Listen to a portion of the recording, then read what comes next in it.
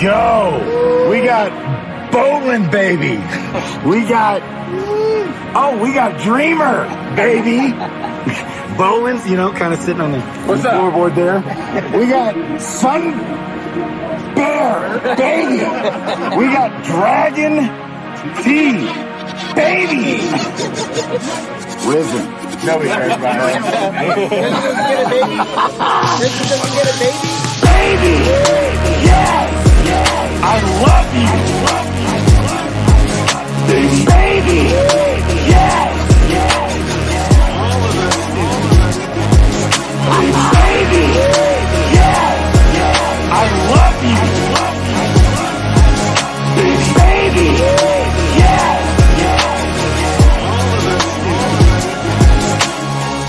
DeFi Kingdoms, baby. DeFi Kingdoms for beginners. Do you not know anything about crypto? I got you. DeFi, decentralized finance.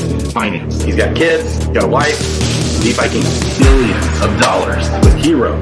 Yes, baby. Why? Amazing. GQ bot. He does. Yes. Even though there's no right or wrong way. Wonder where I'm at? Yes. Once upon a time, in the not too distant past, baby. This doesn't get a baby. Baby! Yes! I love you! Baby! Yes! Baby! Yes! Floorboard there. Baby! Yes!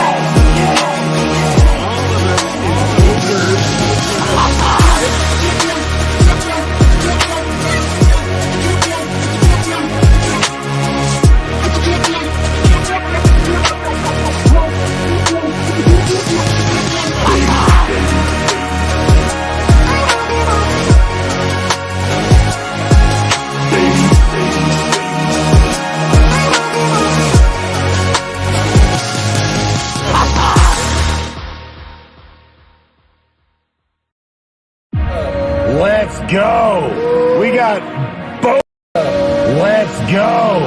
We got bowling, baby. We got Dreamer, baby. Bowling's, you know, kind of sitting on the floorboard there. We got Sun Bear, baby.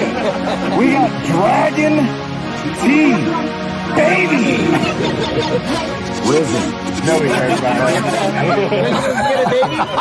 This doesn't get a baby. Baby! Yes! I love you! Baby! Yes! Baby! Yes! I love you! Baby! Yes!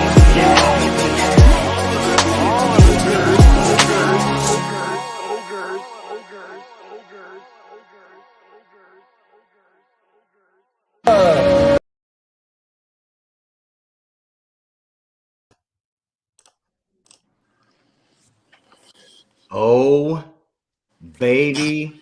Oh, baby. Oh, baby. Yeah. On the show. We are live. Wait. We are cooking.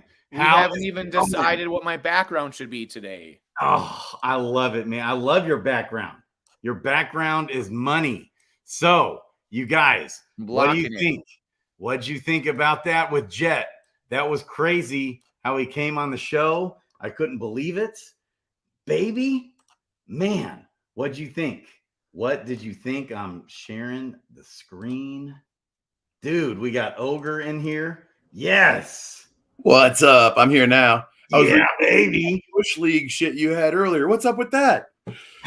I have the music. I'm just fucking with you, bro. I know. Mad love that interview. It was so dope and got me so hyped. Ooh. You're back there smoking a Shire weed, Gandalf. Man, I'll tell you what. I like my pipe. I know about you, wizards. You guys believe it. I can't even believe, first of all, that Jett took the time to come on the channel. Crazy. I love it. Let's go. So anybody who didn't see that, I just did an interview with Jett, who is the co-founder of the TV show Next Crypto Gym. And it's huge. It's a big deal. Be sure Huge. to that. Attempt 2. Second attempt, because he had audio issues on the first attempt, but you got the Dragon Tales music. Shout out to Dragonfly Tales at DFK Tales in the description below. He is making up all these tracks. I'm loving it, man. Golly. So much going on. I love you, Shorty. Hey, Dragonfly Tales, that song was so cool. Like, everyone's buzzing about it. Now everyone's going to want you to make songs and stuff. Like, sorry, you're popular now. Sorry, you're popular now. Baby. He's a DeFi Kingdoms fanboy, strategy, vision, and fun. Quality Gen 1 heroes matter. Oh, he's saying that Gen 1 heroes do matter. Like, don't just care about Gen 0. He's like, Gen 1 matters too.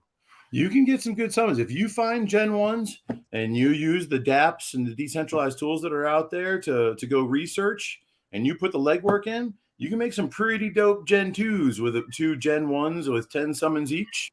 Tell you what, I mean, you get one with like 3-4 mutation possibilities. And man, now, wow. I don't know. I don't want to go down that road. I was going to say now. You are a wizard, Gandalf. I just like push buttons. So, and I just mythical things show up. I just push buttons. That's what I do. I'm gonna pay you to summon for me. I'm what you call talented. In reality, I have no talent or skill. I just have dumb luck, and I just lean on that, like beginner's dumb luck, as much as possible, right? Your ability to manifest is incredible. Manifest it. Well, we all manifest it together. So far, I've done 2 dark summons, and I got a mythic, and I got a spell bow, right? 2 for 2, baby. Clacked like, out of how the could you get better than that? Can I summon a Gen 0 from doing dark summoning? I don't know. I don't think I can do better than that. Probably. Hey, Grady, what's up with this shit right here? Can we like move our faces over there or over there or something? Here, or we could do. You can't see the beard. Yeah, oh yeah. Someone said that you look like me, and I'm like, I don't even have a beard or a thing. Like, you got a beard. They're saying you're majestic. Well, bro. like not like a wizard beard. Oh man. Mine is more like the 80s, 90s rock and roll guy beard, where they're like back then it was like edgy, but now it's not edgy anymore. I like it though. I am so behind on Grady. Don't worry about that. Let's talk about your beard. You have like a pointy beard, right? My beard. It's got You have like your own unique beard, and your avatar guy has it too. Which your avatar is really cool. That guy up there with the baller hat or whatever. Was that what it says? Eric David Tippett, baby. He's the one that made it. It's a fantastic avatar. Yeah, I love it. I love it. It just shows your personality. Like, you're ready to rock. Like, you're just bright-eyed and bushy-tailed, and you're just ready for adventure. You even have a coat on, like you're going to go outside and go on an epic adventure. Right? You know it. I know it. Right? He's got me in there waving. I don't know if you guys have seen this. Let me show you. Let's just. Oh, you do one waving too. Right here. Right. So, okay. Oh, you know what? That would be really smart for someone to do an NFT project where they just make NFT like custom, like 8-bit people for them. Oh, that would be pretty awesome. That would be actually a good idea. Someone do that. Someone's going to do it now. Right? You put the idea out there sooner or later. It's a great one. It's like somebody's talented at that. Like this guy, whoever made your avatar. I love this. Whoa, they changed all this up on me. Okay, interesting. What are we doing? What are we getting into, Grady? Are we doing something right now? Is there a title for this? Let me read the title. We need to get into this watch party is what we need to get into. The artwork he did here. This is Eric David Tippett. They just did an AMA, right? Yeah. So what do you guys think? AMA. So we got, it looks like coming real soon, the test net for PvP. Oh, that's right. I'm not. Yeah, and they asked, like, hey, Twitter guys, if we did a thing where you could test it, should you do it? You want to test it? And everyone's like, oh, of course we would want to. Hell yes, we want to test it. Whoa, what's that? This is what Grady made. I forgot it wasn't what screen. What? That's so cool. That's freaking amazing. And he made the music. He tied it all in, and then you pop up. Why isn't that rolling whenever you do your live streams? That should be the video we see. Who did this now? The outro too. Look at this outro. Dude, stop it. This is so good. The head really is. Now he's drinking up. That was just like us at ETH Denver hanging around at the table. Right? And now you're hugging a Viking guy. That Viking guy looks scary. Why are you hugging him? He looks like he's about to murder someone. He's got like the face paint and he's got no shirt on. He's just all like, I'm just a freaking that dude. Who is that guy? Who is that other dude that you're hanging out with? I'll show you. It's this guy. He's right. Okay, hang on. Because he looks like a straight up killer. Like I would be afraid of him if I played PvP versus that guy. Holy crap! It's this guy. Talking about a berserker. Wait. Oh, he's in the game. He's in there somewhere. They changed the Dockmaster. Oh, he was the Dockmaster. Oh, here. wait, no, he's down there. Yeah. I see him. Minor changes. Down here, he's waving. He's a Viking. He's a straight up Viking dude. Yeah, there you go. Right here. So would he be like a berserker? What's he saying here? The waterways are open between my homeland and yours now, thanks to all those heroes that brave the uncharted seas. Our maps are fresh in the sacrifice. Is that for that big conquest heavy in the Bobber? Because we had a perilous journey. Right, that's what I'm saying. The perilous journey. That was it for. Yes. I wish I could go on a perilous journey, but it's over now, isn't it? I know. I missed it too. It was right. It happened right before I came into the game. Like literally a week or two before I got into the game. Ogre, should we be so sad we missed perilous journey? Because I feel like we should be. I mean, for those that sent heroes on it and got them back, it was pretty awesome. I lost my freaking best NFT at the time. I had like a mythic ninja thing, was so freaking dope. But yeah, lost that one on Perilous Journey. I got some back though. It was like 47% came through, but the ones that did come through, like that was a nice little boost. I don't even remember what it was, but like a bunch of your stats got improved, and you got a bunch of stones that you could use for summons, and not like the lesser ones, but greater ones. Yeah. Well, I think though that there were certain things in the game only Perilous Journey people could do. I don't know. Yeah. Yeah. Hey, Grady, there will be more. You can almost take it to the bank. There'll be more coming. Hey, Grady. Yes. You need to reformat this. Like, I love the fact that you tell a story with the communication sometimes, the chats, but it completely takes the third person. Like, it's straight blocks. It's freaking annoying. Ogre is not here. I'm going to sit back and let you guys talk. We don't like you, Ogre. No bullshit. It's you out. We're not used to doing 3 people on here. It's just an upgrade. I know. We can figure it out. No worries. I love it. Ogre wants some organization and structure to the show. Is that what you're saying? Hey, Ogre, I'm all about organization and structure. Okay. Look, I even wore a t-shirt today for March Madness. My team's not even in the tournament. Okay. Anyways, nice. That's got a structure. So what do you guys think? Jett coming on the show. I didn't get to see it because I had meetings, and then like the space I took for it, it got pushed back. And hey, you just wait. It was a home run. Man, I watched it for like a minute. I can't even believe he came on the show in the first place. Jett. Dude, it was freaking amazing. I was there for pretty much the whole time. I mean, I started late after when it first dropped off. I was driving, so I couldn't search and find the new one. 20 minutes later, I jumped on it and caught back up. And hell yeah, dude, that was a banger. That was like such an amazing freaking interview. I don't know about everybody else who was watching it, but I got hyped. Like, I'm not lying. Between then and now, I went and got some ETH and bought some weight. You and like 5 other people were hitting me up, and I was trying to respond.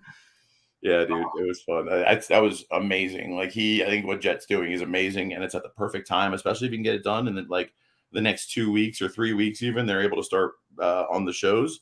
That in itself is amazing. If they can really get through it, and maybe it's even 6-9 months from now, they can actually drop this somewhere. And if it's before that, oh my gosh, like just with everything going on in the market right now and the banks and the governments, and I think that a lot of people would receive a crypto show that was positive, right? That it showed why somebody might care in a positive light instead of fear mongering with it. Oh, look at these hackers. Look at these people that stole this. Look at these people doing these drugs. Like, that's all it is. It's fear mongering. That's what I do. But whatever, bro. You're an amazing hype man. You focus and amplify whatever it is. I love it. No, so I'm only here to scam people. That's why I wear the glasses, so I can hide behind them. It does kind of add a little distress. You're right. Yeah, and my coat, if you shoot me with a bullet, it bounces right off this. It's like actually secretly made out of like bulletproof vest material. Not a bad move. Smart. You get like Yeah, a little shoulder holster I'm to very go under it sneaky. too. It's so big and bulky. Nobody ever see it. They have no idea. Yeah, so I actually think the show is going live in June. So possibly even May, for real. Oh, we're around there. He's like Mr. Make It Happen.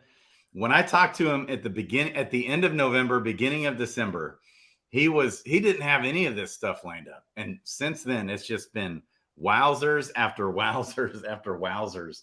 Partnerships. You're talking about planning, filming. They may have already done the planning, but filming and production and delivery in 2 months. That's happening. The filming part is happening at the end of March. That's insane. This month. That's a short. Reality TV. Oh, you're in this friggin' industry. I'm sure you could speak to that. That's an insane timeline. I'm gonna pretend I know everything, Ogre. Yes, reality TV. You do it fast, cheap, and easy, and you just pump it out because you don't have to worry about things like the weather or whatever. You just shoot it, and you do it in all packed into you shoot like 10 episodes in like 3 days, maybe. Just like they do it for like game shows, right? They film like 3 game shows a day. If they were smart, just go to a conference and do it there. Contact all the people, throw like a party one night, and film for like a weekend or something like that before or after the conference, maybe. Or just but everyone's gonna be tired and hungover and drunk, and showing up like not everybody experiences the conferences that way. You realize that, right? There's a lot of people that go and don't go to the parties at night and go during the day. Wait, what do they do? It does happen. It's not really baller mode, but yeah, it definitely happens. Weird. That's one way to do it. Hey, I got invited to come to Ibiza for some conference in Ibiza. Hell yeah, dude. And they're like, what do we need to do to get you there? And I'm like, well, you have to pay me. Just the plane ticket's like $1,400, okay? But I want to go. Right. And they're like, you just come and hang out and do your thing. And I was like, okay. Hell yeah. It's just like the hype show on the road. Yeah. You totally should, bro. I got to do that with the Near team in Lisbon. Yeah. They paid me to go out to NearCon, bro. That was amazing. Just meeting all the people. Funniest part is I met somebody from Nashville for the first time in Lisbon. Like we both flew out there and went to the conference. She had been in like the music. She's in the music industry down in Nashville, and she had gone out for it. And it was pretty freaking amazing that we had to go like halfway around the world to meet each other. And then, what are the most interesting people you've met on your way to the Shire? Oof. A lot of them. A lot. Characters and I mean, it's the crypto world. You got who's your Shire weed dealer? Briar and Bean. I assume you're talking about the Brown Wizard or whatever. Yeah. It's actually called Mead Hall here locally. But when I was out in Colorado, I ran out, so I got some, and there was one that was called Shire Weed, and then Mithril was the other one that they had. I don't remember. It's really called Shire Weed. I just made that up. Anyways, cool. So there you go. That's funny. Well, we probably subliminally there because I got it. Like I think I was with you even, or I definitely was smoking it around you. We talked about it. Yeah. Oh, Chozo's asking. They're asking questions, guys. They said how many heroes I have. I have hang on. So as far as the show goes, they're gonna shoot it for 7 straight days in a row at the end of March. It's like intensive 7 full days in a row for the whole season. And I think is my understanding. So, and then also this question, the iOS code, I was expecting the Gene reroll release today. What do you They didn't even talk about that. They didn't even bring it up. Right. I don't know. I don't know. If you paid attention to Frisky's face when he popped that camera on, that dude looked like he was smoking some Shire weed. Like he was all smiley. Jett? So I'm guessing that Frisky had something that was really making him happy. No, Frisky Fox during the Frisky Fox. Yeah, he has some news. There's something coming, I think. Either that or he was fucked up, like high as shit. He was in the chats, right, on your show. Yep. He was on the first round, but not on the second round. Dang it. Yeah, you lost everyone on the second round. I was gone. I had meetings and stuff, and I was like, no. It's killing. I wasn't there for the beginning. It took me like 20 minutes to get back, but I mean, the Wizard is always precisely on time. He's never early or late. First write that down. Can't be late. Write it down. Can't be late for his own formation. Write that in the comments. Write that down. 9. Those aren't potato numbers. Lots more potatoes in a bot. They want me to have more potatoes. Okay, so I have exactly 9 heroes, so I can do the 9-team thing. No more, no less. Okay, so otherwise they get thrown into the pit of despair.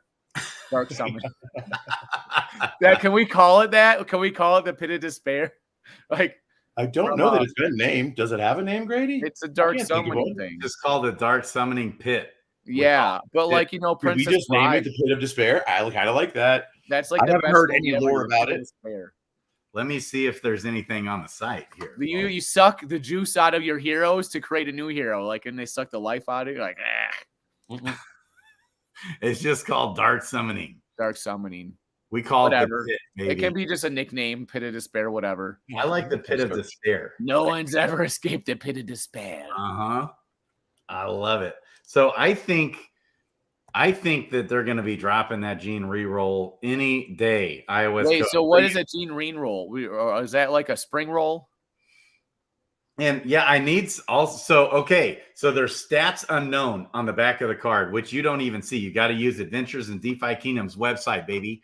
Okay, and on the stats unknown part, it's going to be crafting genes are being added to the heroes, and it was actually already supposed to be done. So I'm really surprised. Now, I was really distracted getting set up with Jett and everything, but I was really surprised they didn't even touch on it that I could hear. What do you think? Yeah, it's got to be real soon because it was going to be less than 2 weeks ago. Now, I know that part of the holdup, a big release that they've just done this week, is they've had to rework the crystal tokenomics for crystal on Crystalvale. And now they finally got that going. And I know that took a lot longer and was a lot harder than what they thought.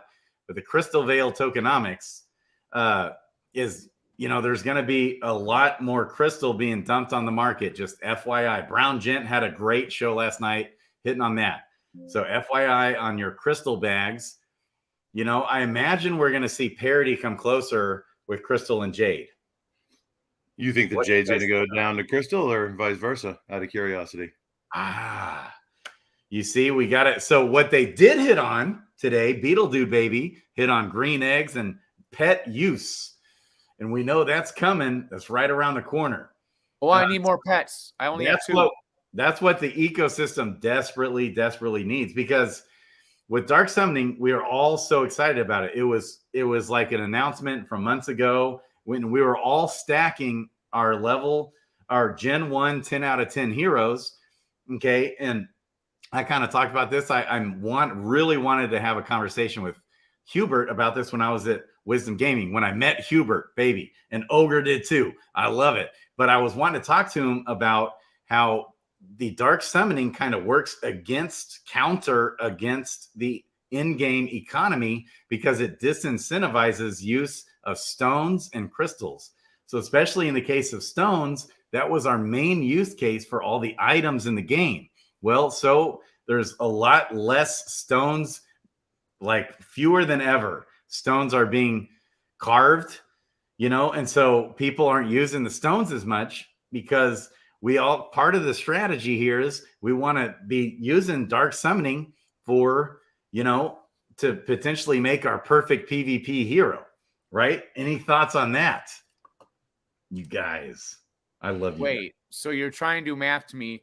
So stones, dark summoning. So like they're disincentivizing because you don't have to use as much of the stones and things when you dark summon. Is that what you're saying? No, when you dark summon, okay, if you've used stones and crystals on those heroes that you're dark summoning with, it's all a waste. Right. If you're selling it or dark summoning it, yeah, 100%. I mean, unless you need to now, right? I mean, if there's a certain trait you're after, a certain that you want to get passed down, as far as it just needs to be the highest one, right? Right. There might be a reason to dark summon or to summon and use a crystal or stone, whatever it is for summoning, to attain a certain high level. Like if you want high dexterity or agility, if you're getting a ninja or something like that, and you're trying to make it a fisher, so you're going for a high agility. So when you summon that one that you're going to dark summon with, you use it. But I mean, I agree with you in most cases. Yeah, like I never would. Yeah, well, in the dark summoning pit, it makes sense to use a stone, you know, but even in that, sometimes you're just working towards the hero. So we never know when to use a stone or not. So while you were talking a minute ago, I researched it on Medium, and I found the dark summoning announcement, and I can't find anywhere where it actually names the pit. It just talks about being able to sacrifice them near the meditation circle. So I mean, I think it just got named the Pit of Despair, guys. I vote for it. That's we need to find someone to be like the guy from the Pit of Despair. Yeah, it's that Igor looking dude with all the Igor dude. Yes, the pit. Can you just come on the show and just be like that dude? Time for dark summoning. I can play him. I have like totally good. Oh, yeah. So iOS code. Do you know? I would love to have the actual numbers, but I'm pretty sure that compared to months ago before dark summoning, the stone carver was being utilized a lot more. We would see it in the value of gold and in the value of all those items.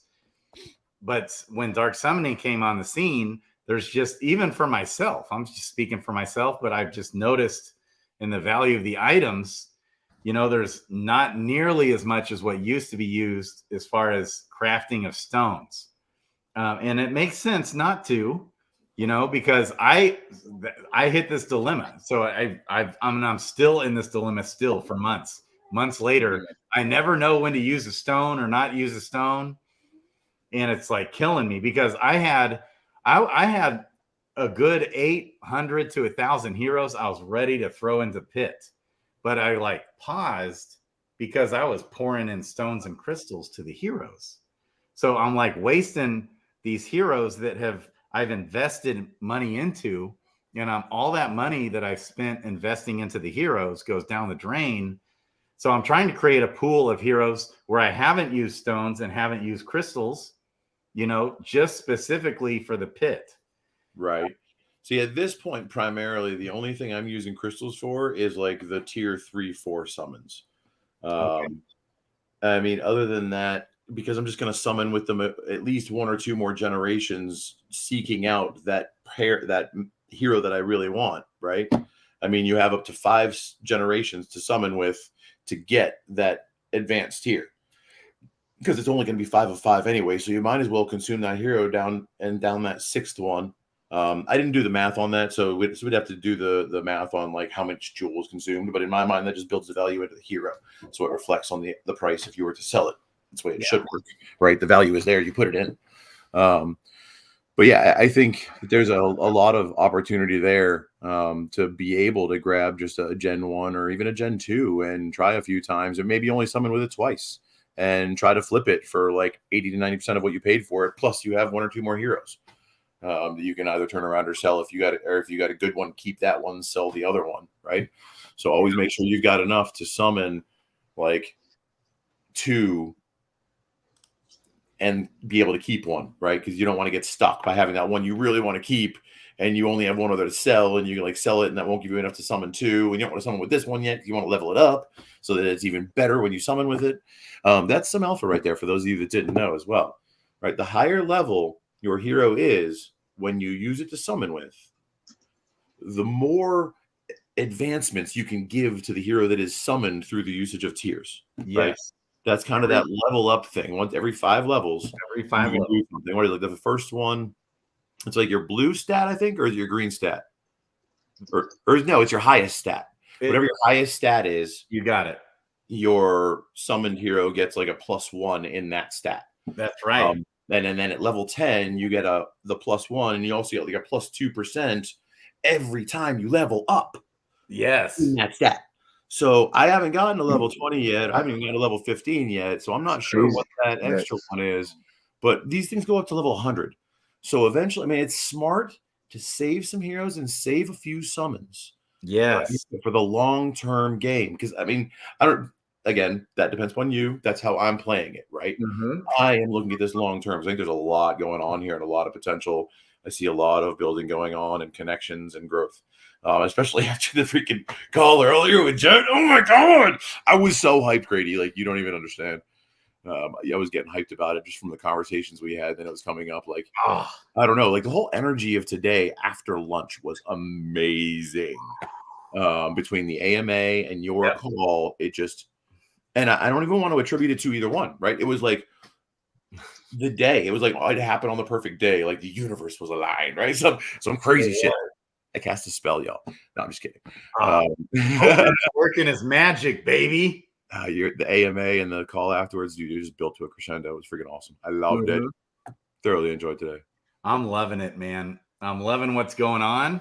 So it's an interesting approach. So like Mosh and those guys, in About Life podcast, they always still use the stone, and they build that into the cost of the hero, knowing that they're likely going to throw that hero back into the pit.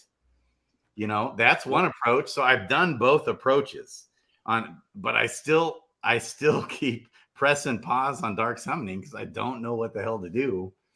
Well, that's the true DGen play, though. Wait, you're afraid to dark summon, Grady?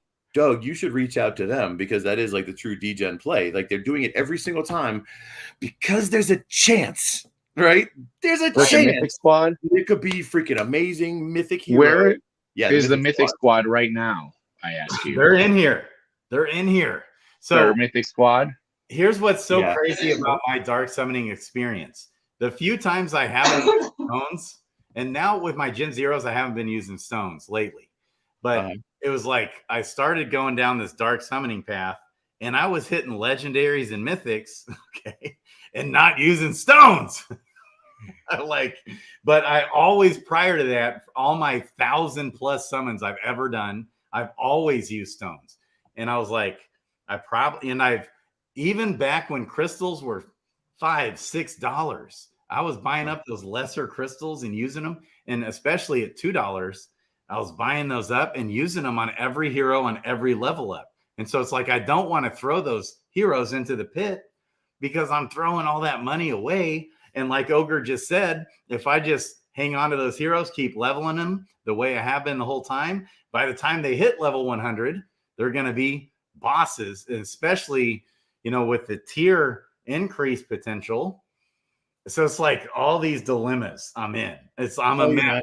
What I'm personally doing, not financial advice, of course, but you will not find a hero in my stable that has been summoned with more than once or twice. And most of my heroes are Gen 1, start out as 10/10s. So I got lucky. I found those Gen Zeros. I got me a stable, baby. You do. That was a little bit of a great class. Booyah. But I do know this, that because this dilemma, there's definitely most of the time people are not using those stones. There's not a ton of stone activity. The activity, even summoning in general, the sentiment in the ecosystem has been down because of all the delays. But the delays, just like Brown Gent, I mean, he's really hitting it well about the delays in the ecosystem are not bad. And like you said, Ogre, you said a couple times now, the wealth transfers to the patient. And I think especially in this ecosystem, there's the Brown Gent. Speaking of the devil baby. Yeah. Is he in here? He's here. He's here, baby. I love it. He was the one that was always like, that convinced you not to, right? That cracked you, because you used to be like, you'll use a stone every time, pound. But then like he was like, nah, man. And then he broke it down and like made you question it, right? No, actually, it just ever since the dark summoning, the dark summoning has thrown me in a tailspin with that. Gotcha, yeah. And so dark summoning, DS for life, mythical. Hey, Brown Gent, tell me all the stats on dark summoning. Let's do one right now. Yeah, and so hey, should we just do a dark summon right now? By the way, yes, we will. But by the way, there's nothing wrong with either approach. Let me just say that, because some people, you know, they're more trader-minded mentality, and they want to approach the game to make quick turnaround on their money. That's awesome. That's great. That's I awesome. appreciate your stance, sir, but allows for that, right? It's awesome. This line demarcates here. Dark summoning side, and your side is whatever you're talking about. Logic. I don't know about that. I think it's the same thing. This is the DGen side. Dark summoning is one of like the most DGen play in the game. Like it's built in. Yes, to attract DGen. the traders. I'm putting up a line of demarcation. Grady's trying to give you logic and sound advice, and I'm trying to eat some ice cream and corn dogs. All right, and do some dark summoning. So Let's I see don't what the know chat what thinks. the hell to do half the time. Okay. This person says dark summon or sell. Ooh, vibes. I like that. Yeah, vibe. Also, there is the technique that we just learned from iOS. Is a secret one. Should we tell everyone what his technique is? Oh, that's right. And another thing I keep meaning to mention is that one way to evaluate your hero in their leveling. So let's say you got some heroes at level 10. Okay. One of my first things I always check, besides the stats, of course, the stats are huge in this game, but also the HP and the MP. Especially the HP, how has that leveled up? If you got a level 10 hero with 300 HP, ooh, he's behind the 8 ball. But again, at the same time, that's just 10 levels. That's only 10% of the first 100. You know, we're going to be able to level these guys up to level 100 eventually. So there's a lot of different factors to think about. So it's okay to have a short-term approach and quick turnaround, but it's also in the long term. In the long term, if the game explodes and the game's doing awesome, you're going to be regretting not using those stones. You know, if you're hanging on to your heroes and you have a long game play, you want to be using those stones, right? so you're saying we want to get the best possible hero no matter what, right? Just like go for it. Get him as good as you can for the long play, because if you spend a lot of time investing in him, you want that hero to start off as best it can be, right? Is that what you're saying? That's right. That's right. That's how my brain thinks. I say, oh, long term, want good hero, not bad hero, and put all the stones and all the things. Also, harvest stones, chisel stones, craft them. Is that how you do it? You chisel them. iOS says do that. Right, they craft. It's got a blacksmith crafting the stone, not a blacksmith. What's a stone carver? If you have 20 heroes, burning 2 is a big deal. Sir, when I did the dark summoning, I had like 4 or 5 or something. Come on now. It's only a big deal if you attach yourselves to them. Because if you think about it, if you take just like 4 of those, let's say you take 4 of them, and they're like between Gen 2 or 3 with like 7 or 8 summons each, right? At the minimum. Yeah. And you just keep throwing those 4 heroes that have a couple matches, like 2 or more chance of mutation. You just keep throwing them into that pit until there are 0 more summons. You will generate a bunch of heroes, and I bet a few of them will be pretty cool, right? Most of them are you use those for farming and running professions for you. Drop them into a bot when you have enough and automate them, provide a little passive income, and then use the heroes that you came out really awesome. And those are your PvP heroes. Those are your PvE heroes. Those are the ones maybe you sell 1 or 2 to make more money and buy a stable of Gen 1s or Gen 0s, right? And you just keep flipping upgrade, right? That's the combination of the degen play and play in opposite sides, right? Degen play, stable play, and the gamification of speculation. You pick your risk. That's right. And see, part of my approach to this was going to be, I wanted to do like 500 to 1,000 dark summons and finally get that mythic Dread Knight with like double exalted abilities, right? Right. Oh my God. And it takes the Holy Grail. Ooh, can you imagine the value of that hero? You know, we already have, there was another guy that hit a hero, but it's common, which let me hit on common here in a second. But he's got, so first of all, there's a bard that Cool hit with 3 exalted abilities. He's got double second life and resurrection all in the same hero. Somebody this week hit a double exalted and an elite hero. He texted me. Who was it? But here's the thing too. With our those are the heroes that are going to be worth so much money down the road. Ooh. And you don't get them if you don't summon. Like you have to summon. You might want to wait to summon with some of your like heroes, but you might want to do some of them now. It all comes down to where you're at, what you have, and what your plan is. You got to have an individual plan. I can't tell you what to do. Right. And so here's the thing too. There's going to be a lot of tournaments. I have already heard it. They've already talked a lot about it, where people want to just get in with common heroes only.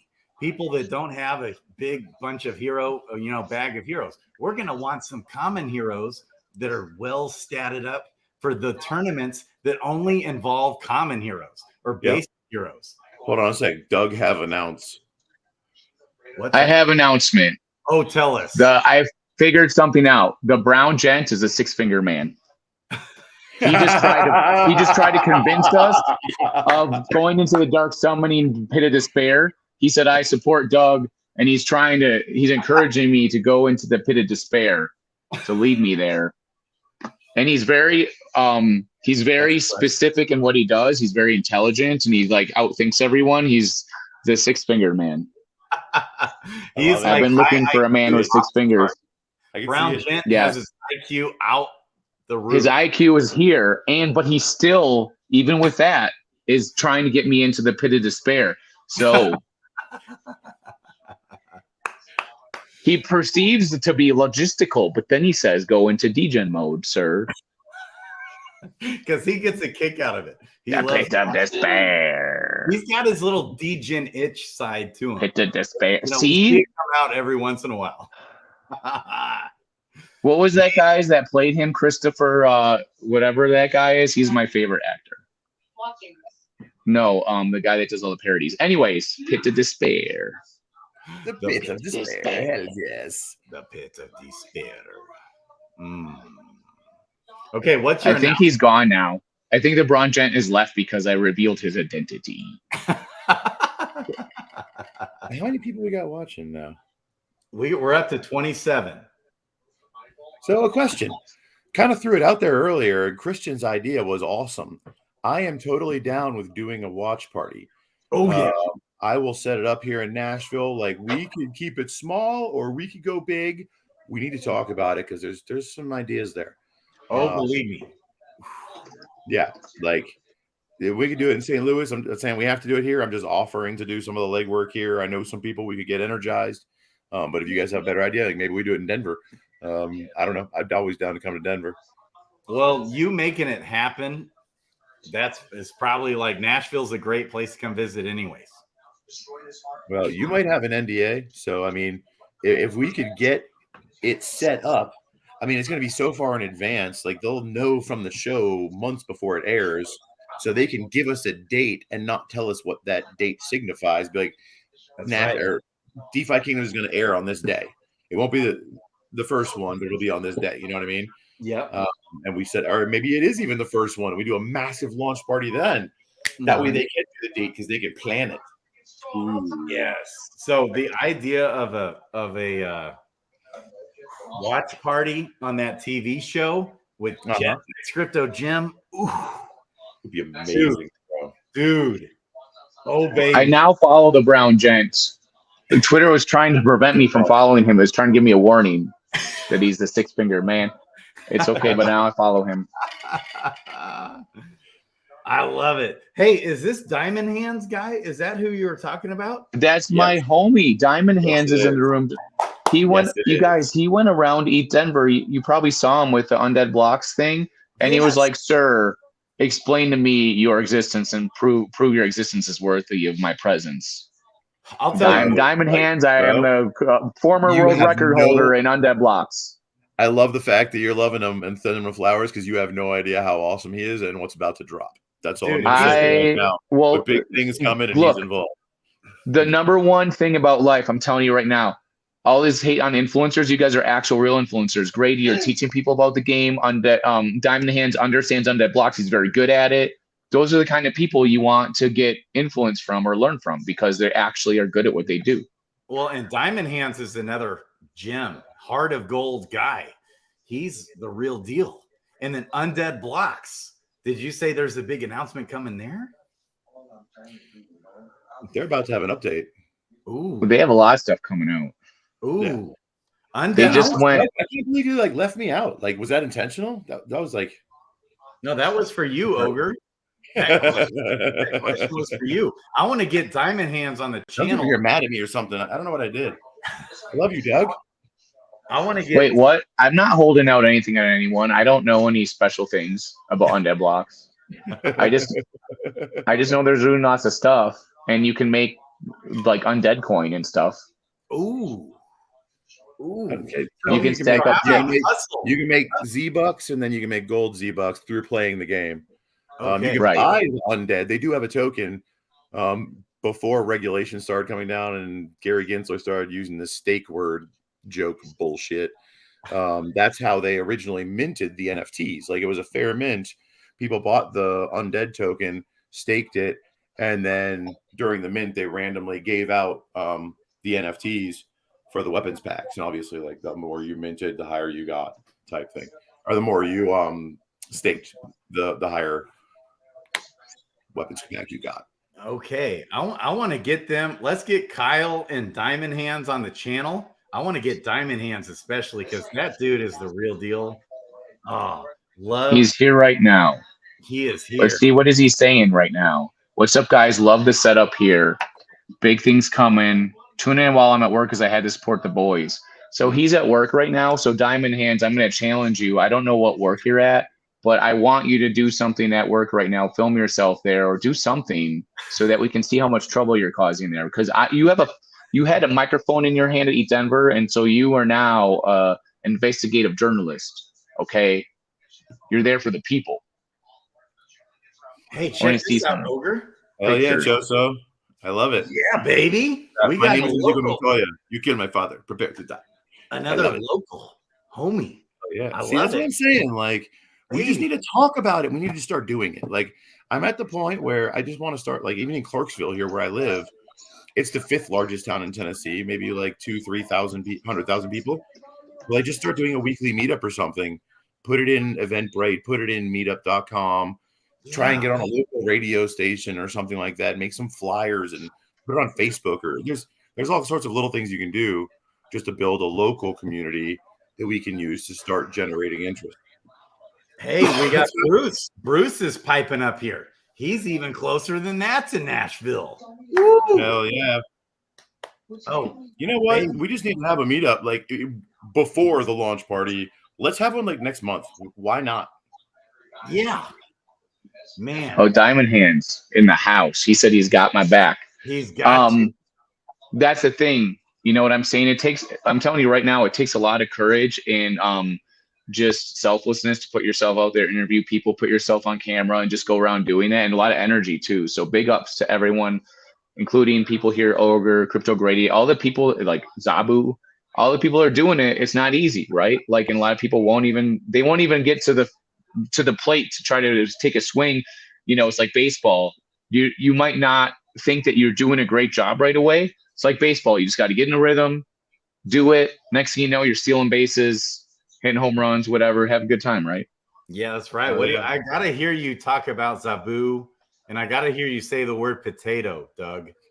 Come on. Look, I'm gonna call Zabu a potato. I know he likes that, but the thing is that, like, if you don't start making more than one video a month, like, you're a real potato. Okay, make it more than one, please.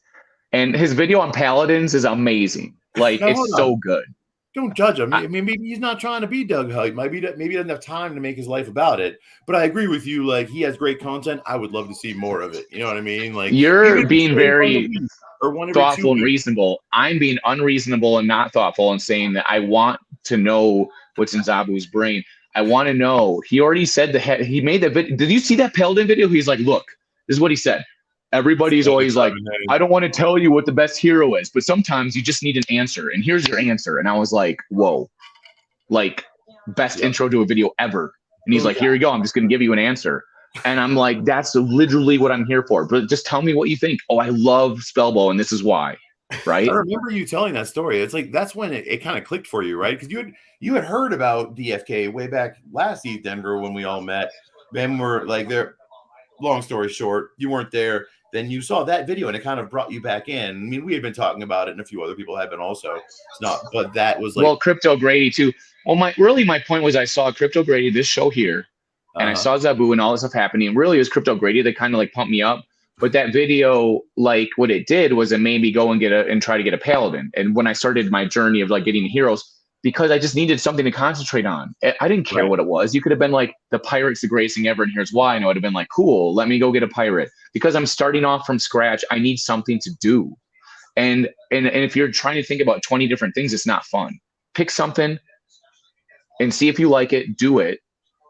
And then after that, you can change your mind if you want to, but you got to just figure out what's the shiny object that I like, what's fun, what's cool. And I'm like, I want a freaking Spellbow, or I wanted a Dark Knight or whatever. Paladin. I wanted something cool. Yeah. And there has to be a reason though. Like it's going to be great in PvP. And this is why. Okay, I want one now, right? Yep. It's very simple. And that's what makes people want to play video games. True it's story. that vitality for paladins, baby. And that's also Pervy Sage's favorite hero, by the way. Ooh. Well, I love what you're saying there because it brings up like decision indecision, right? Like people didn't know which choice to make because they had so many damn choices. And so it was like, you know what? I don't even care that much. I'm going to go over here and play this game because I got 3 choices. It's easy to pick. But over here, it's like I got to spend 20 minutes making one decision. What type of hero do I want to buy? So, and I think give me a reason to care, right? I mean, that's just the education barrier. There's the hype aspect of it where we can just make a bunch of videos and be like, do this one, here's why. Blah. But to a degree, that is education, isn't it? If they give you the why and explain it and say, there's a bunch of other ones too, but this is the one I like, and here's why. Yes. Why? It's all, give me a reason to care. Give me a reason to care about the Paladin or whatever, right? Just something. It looks cool. Some people are summoning just to get the right hair. You know what? That's awesome. Are you kidding me? Dude, that might be the best reason ever. Yeah. Like that's what's cool about the game is you can pick stuff that you like. Oh, I'm into this. And then you can do that. And then you also stand out as your individual and you're known for that or whatever. That's what makes DeFi Kingdoms really cool. Yeah, dude. There's people out there like that just collect like wings and only a certain wing at that. Like it's their favorite wing. Like a bunch of people with like the Griffin. It's just like baseball card collecting. I want all the Andre Dawson cards. Why? Because I just think he's cool.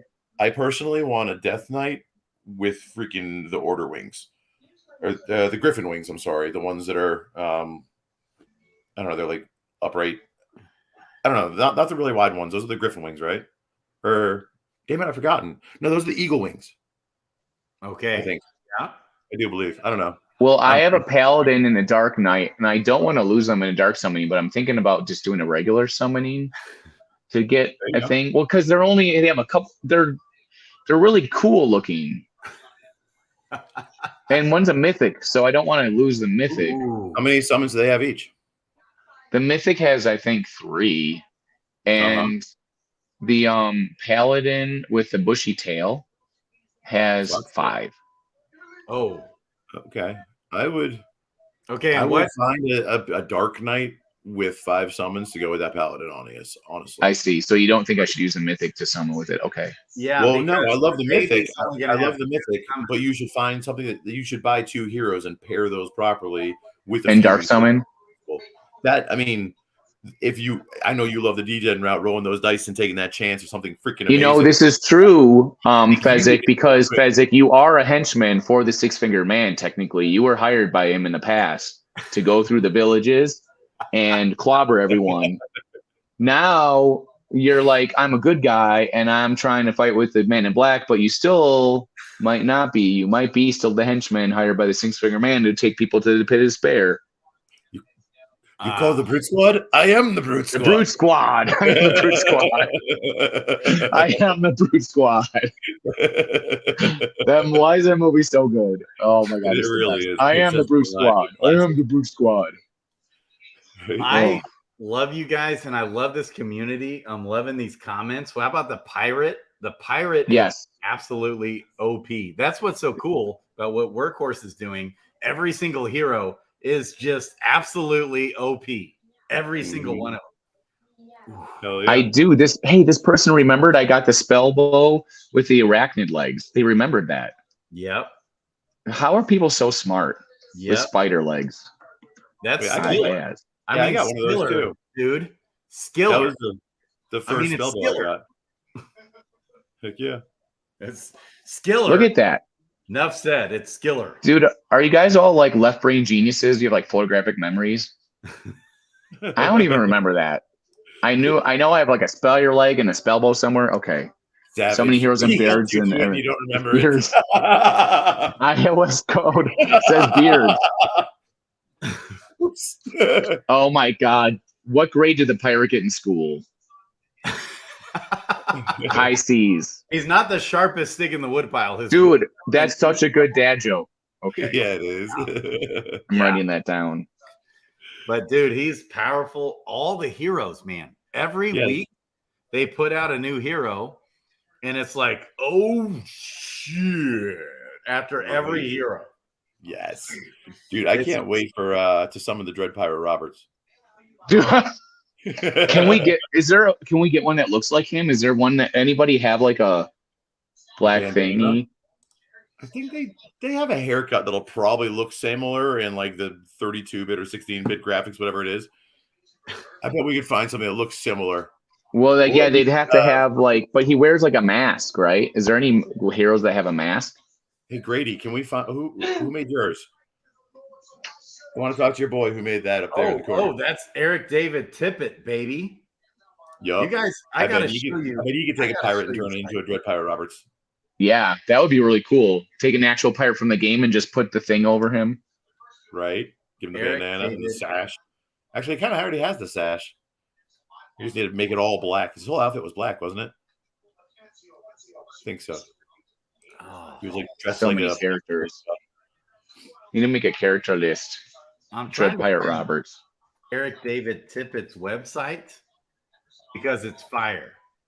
It's erictippett.com. Okay. Yeah, put that link in there. But keep in mind, guys, if you're talking about hero traits and what they can do in battle, remember the Dread Pirate Roberts came back from death, right? Like he was only mostly dead. Oh, so if he had like the resurrection trait, he was a legend, right? He passed himself on. He always had someone in training. The next one, that's also true. He said, here you go. You are now the Dread Pirate Roberts. You are now the Dread Pirate Roberts. That's how the story went. You've been a good pirate or whatever. Now you're the Dread Pirate Roberts. Heck yeah. Oh, after enough years of good, you've done a good job today. Sleep well. I'll most likely sleep well. Might kill you in the morning. You're right. Finally gave him the job. I mean, Eric David Tippett. Need a link, brother. Hell yeah. Definitely need a link. Is this the right guy? Yeah. Is this what we're watching? Zoom call if you want to set it up if you know him this like is that. the guy that made the stuff for me. He made my avatar and stuff. How did you find him? He just reached out to me and said, hey, you need some help with this? Really? That's amazing. What? So do you like talk to him still, or was it just like he did it for you? He's asking me questions all the time. I'm always helping him out in the game. Yeah, dude, if you could set up a 3-way Zoom call one day, I would definitely like to talk to him, please. Yeah. Did you send his? Did you put his link in the comments? No, here, I'll do it right now. Eric David. Link him. Send people to him. Yes. Yeah. Hey, send him people. He made some awesome. Let's blow him up. The most hype intro music. He makes me, and now I want intro music. Like that got me that hyped up. I don't even have a freaking channel, but I want intro music. Yeah, look at this one. This is my favorite one here. Oh, it had at least pieces of it. Okay, hang on. Is this it? Where the dancing, man, we got to get the dancing going. Okay, wait, that's the same one. Yep. He's in San Francisco. He doesn't have his Twitter listed on here or anything, just his contact info. Okay. Really? He doesn't have his Twitter or nothing. You know what? I've never seen him on Twitter either. Okay. I'm going to find him. Do it. I will find you. I love the work he does with these guys dancing. He's kind of switched up his website. He's changed up his website a little bit. Sorry. I found him. He doesn't have his DMs open, though. Oh, okay. Oh, he's got a bunch of pictures of bloaters. This right here. Yeah. He keeps getting more and more into the game of DeFi Kingdoms. I love it. I love it. Okay. He's tweeting about DeFi Kingdoms, and he has pictures with bloaters and stuff. Yes. I need to find this video where it's really good. He's done a lot of this. He's been paid to do. Okay. Right. He's got. Yeah, he's like a editor, special effects, cinematography guy. Yeah. Anyways, that's the hardest thing when I make videos and do stuff. I don't want to spend all day making like special effects or doing crazy stuff because it can be time consuming. Right. Yeah. But that's kind of like his specialty. Yeah, he does some cool like animation things. He took this one down that just had awesome dancing, where he like he went into people's. Okay, where are we gonna find this? Huh? You found his Twitter? Yep. I just That's searched not his name. YouTube or Instagram. Okay. I'm looking at his acting. He's also an actor. Yeah, I think he's actually. I remember this guy.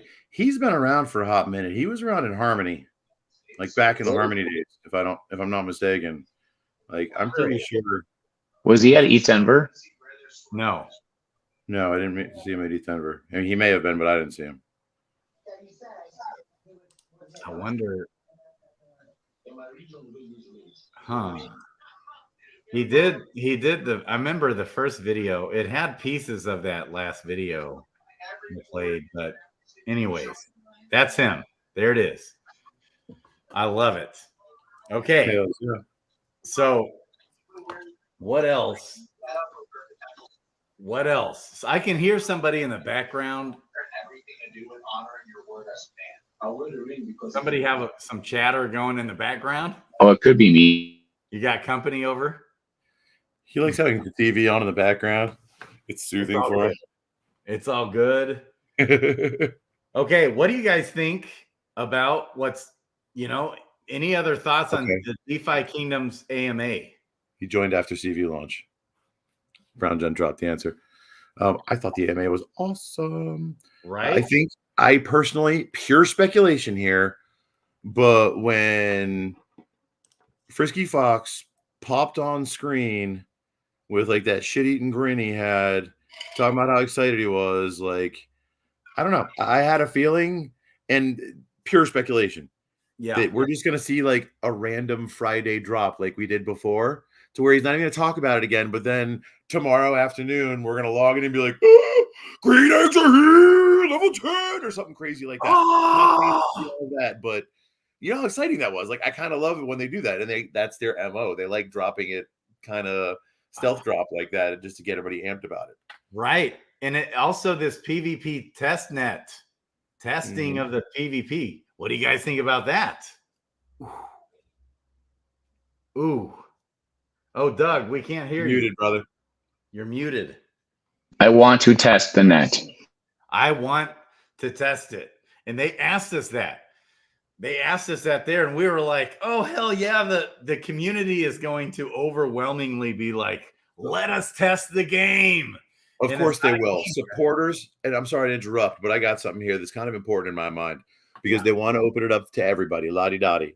And people are going to be attracted to that, both supporters and detractors, people that want to crush the game, people that are running other games, people that are jealous of the game, people that are starting their own games. Like, there's all sorts of people out there that are just not awesome in crypto. We have a unicorn community, but there's a lot of really toxic people out there, right? So we need to protect ourselves against that. How do we not give them tools? And what I would like to see happen, I think, is the best way so we can open up distribution far and wide, is to put like a watermark on it. And they can update it as they go from pre-alpha to alpha to beta 2.0 to pre-release to game on. You know what I mean? Like, they can update that as they go, but have a stamp in the background to where people can't remove it. And it's very clear, like, they can give it all the fun they want, but it says right there, it's a pre-alpha, bro. Of course there's bugs. Get off my nuts. Of course there's bugs. It's so funny. Brown Gent was like, who was the 10% that said they'll wait till it comes out? You know? It's like, no, everyone wants to at least have the option to get in there and play it. Play the game. Let's do it. There he goes. He's back. Yeah. Doug. But that also made an assumption there, right? Just to rehash for Doug, that like they're at that level, they understand that. Not everybody out there does. We've got some new people coming in, new people finding gaming, even in the last few months, that don't understand that game development literally takes years. Like, that game you pay $50 or $70 for, put in your PlayStation or install on your PC, like, that game took several years to build. Yeah. What crypto has created is kind of like a Kickstarter community, to where you don't have to be some multimillionaire in order to get in on the ground floor of an amazing project. right? We are here in crypto. The door is open. We can all get in on ground floor because it's just a new frontier. There's not even laws. There's some laws, right? You got to pay your taxes. They can track it. Don't think you can't. They can't. But like it's innovation. It's like the early days of the internet going on all over again. And there's a lot of young people that just didn't experience that, so they don't understand. And we got to break that down and make sure we don't have assumptions there. I guess the bottom line. I went a little far afield there. Whoop. But to bring it back, we gotta make sure that we're breaking it down. Eli 5. Oh, and hey, this is a few people. Ogre, didn't you mention this too? Having a 24-hour stream always going where different influencers in the ecosystem can come in and stream, where it's always going. 24. I love that. I was kind of build up to that. I was just saying, like, let's start out and have at least like one show a week or two. I'm sorry, one show a day or 2 shows a day, where it's not necessarily the same person. Like Monday, we might have like last week. We'll have like what is projected for this week and give like a 5-minute update on what's going on with the Fed and rates and CPI and important dates. And then we go into like what is planned for airdrops on one of 12 or 15 different networks that somebody's monitoring. And just a series of updates at like 20-minute show like that on one day. And you even have like a half an hour morning show every morning, just like waking up with Doug Hype at 9 a.m. Eastern or something like that. And every day you come on, you got like Fat intro song and just like, you have like a motivational, Captain Colt, right? Something like similar to that, right? I mean, you look at Captain Colt, you look at BitBoy. There's a lot of people out there that are kind of doing this already. And it's creating a TV station, right? In YouTube or in the web, in essence, where we've got different TV shows each day. I see you writing that down, Doug. Hell yeah. Let me know how I can help. So iOS code, I hear you. You're so muted, brother. think that's why they're emphasizing so much that this is a testing of the game. And as long as that's emphasized, it's not the game. It's not even the pre-alpha yet. It's like the test net. I mean, what can people say to that? It's like, come on. And anybody that does come out and dog on that, like, get out of here. It's like, come on. I roll, if you ask me. On it. No, definitely. Yeah. And I'm sorry to break in, but we are well over an hour. We've been having so much fun and such a great freaking conversation. Like, I didn't even notice. My kids are out there. They want me to play some Minecraft. My other kid wants to play Exploding Kittens. So I want to go. I mean, so yeah, I got to wrap this up. Keep it short for everybody. I love y'all. I love the two of you. Now you guys are just I can't wait to come back and watch the rest of it later. I love the energy you guys have when it's just the two of you guys going. Kids. I love it. All right, Ogre, go. I've got kids too. I've got soccer season, all kinds of stuff. Yeah, I do too. Monday, Tuesday, Wednesday. So I can't be on the show yet. It's killing me. But yeah, we can stay on a little bit longer if you want, Doug. Ogre, I love you. Go be with the kids. Later on, peoples. Peace. Love all y'all. I'm so excited right now. I know. DeFi Kingdoms, baby. Yes. I wanted to ask you about Dragon's Crossing, but next time, Ogre. Next time. Well, maybe maybe we have to add a second show a week or something like that, because I kind of agree. 1 hour a week, it really isn't enough. Well, real quick, your last statement. What do you think of Dragon's Crossing? What do you think of what's going on there? I'm kind of excited. I'm not like full-fledged yet, but we're on the right track. I'm pretty excited about it. So yeah. Okay. Love you, man. Love you. We'll see you. Go Love be with y'all. the kids. Later. Peace, baby. Doug, what do you think about Dragon's Crossing, baby? I want to get your take. Oh, you're muted again. You're muted. But Doug, you were okay. You were on there. Okay, so I just sent you a tweet. Can you please post that?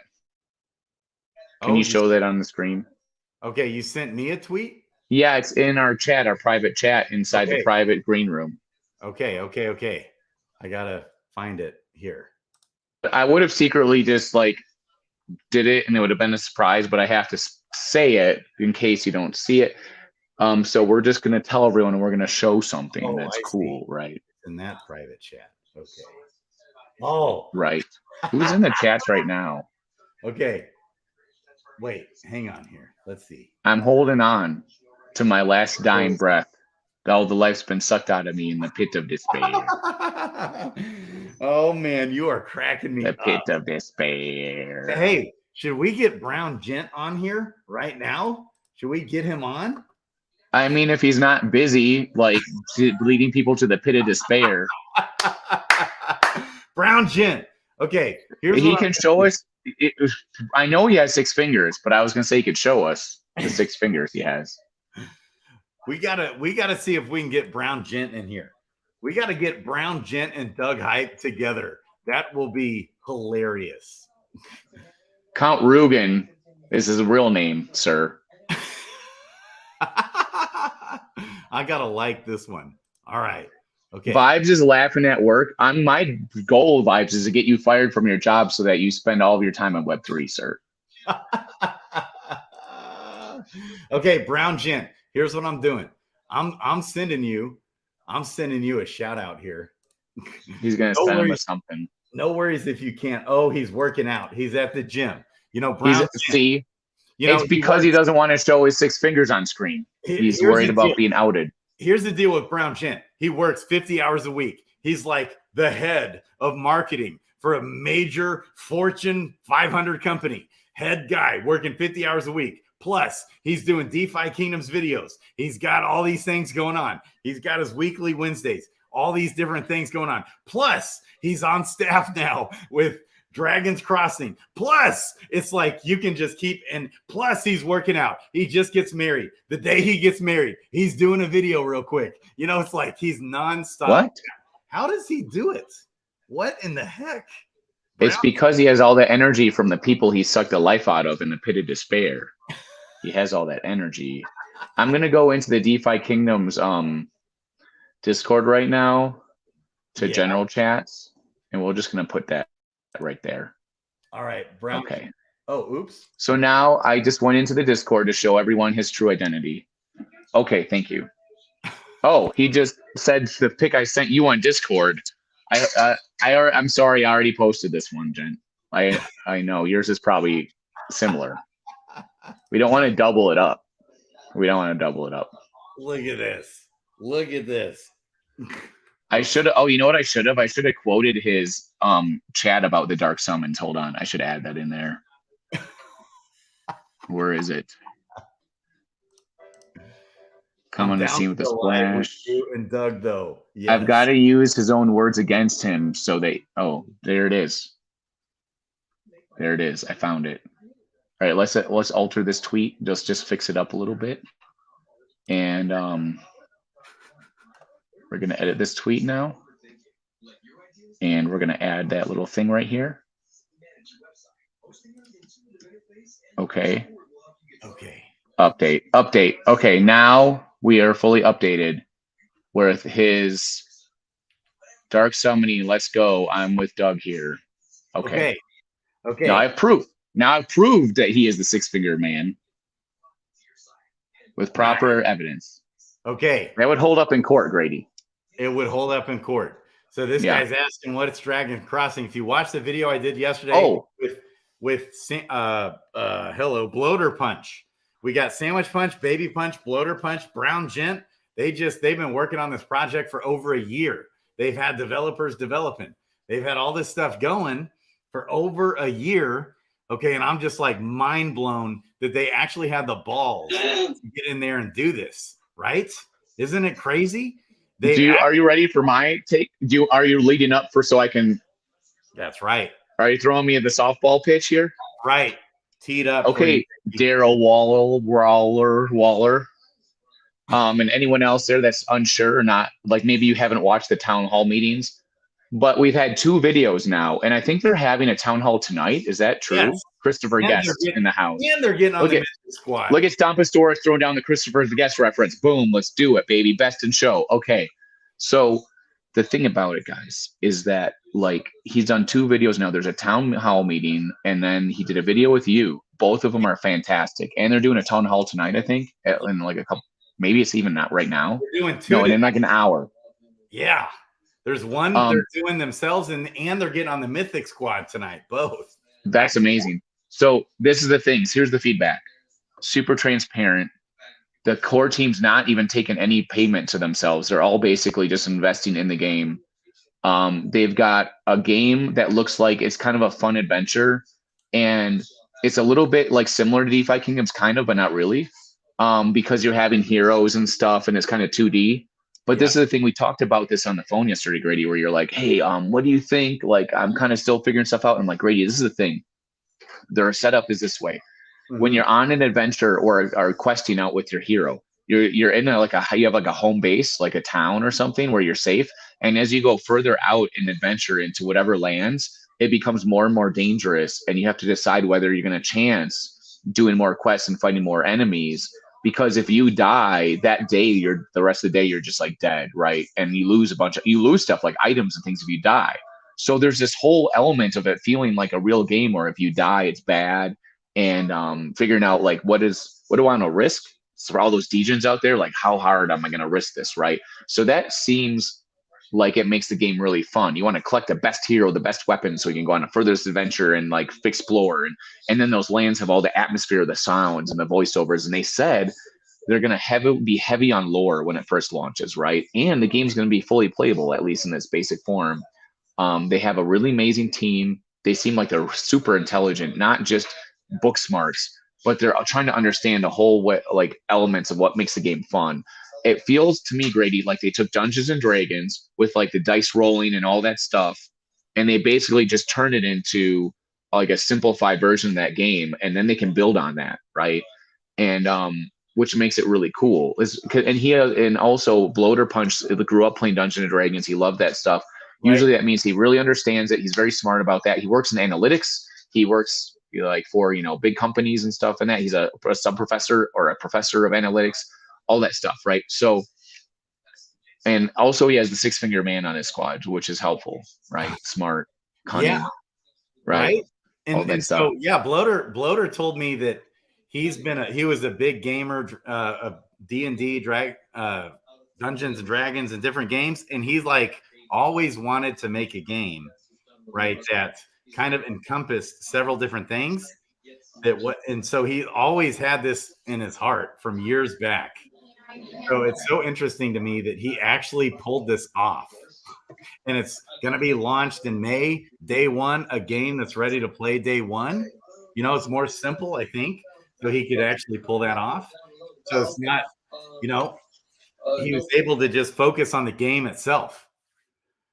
So, the other thing that we talked about in the stream with you earlier, you asked her some of these questions I was throwing up, the stream he did with you, is like, how does the hero system work and how people get Gen 0 heroes, right? So there's going to be a mint, and the Gen 0 heroes, which are going to be the only kind of heroes, the Genesis heroes, are going to be the only heroes that can create more heroes, right? You can like use them to quest and you find other hero shards.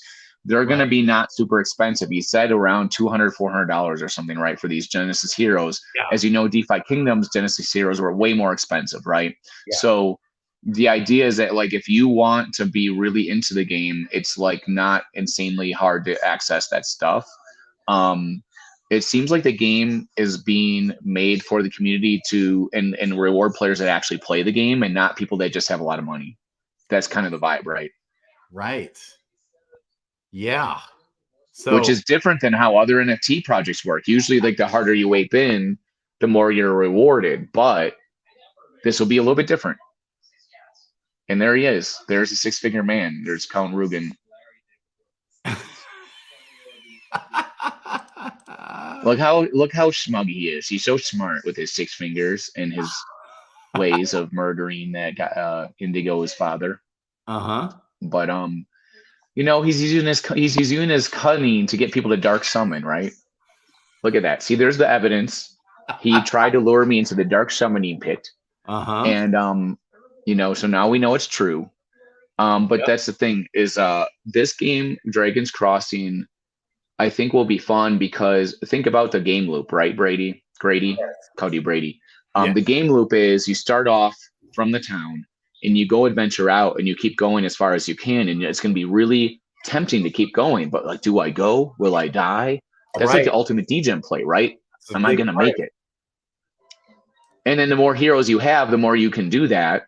The game's all about being active. The brown gent, the six-figure man, he once again is infiltrating our show and trying to persuade people to go further into that mist, into the farm. He's probably luring you. He can't lure the willing, luring you. There's probably this pit of despair out there in those swamps. There's like a wasteland out there in Dragon's Crossing, and he's trying to bring you there and to get you. And let's see what happens when you get there, right? Like, will it be a pit of despair? Will you succeed and go past that point and find victory and find like your treasure chest or a big sword? If you die in the game, you lose the items, all your items except for one. So you don't want to die. Right. You know what I'm saying? So you think it's like, fun. I'm still trying to wrap my mind around the game itself. And I know there's more to come on that.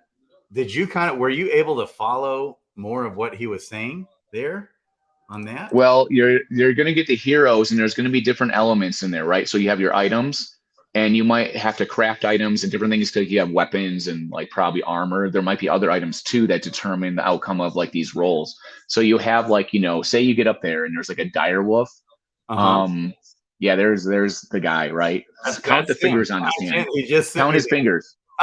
Count his fingers. Oh. So the thing is that like you have all those elements in play, and then there's a roll system with dice, right? So that means like you still have a chance to win, even if you might not be obviously overpowering this person, whatever.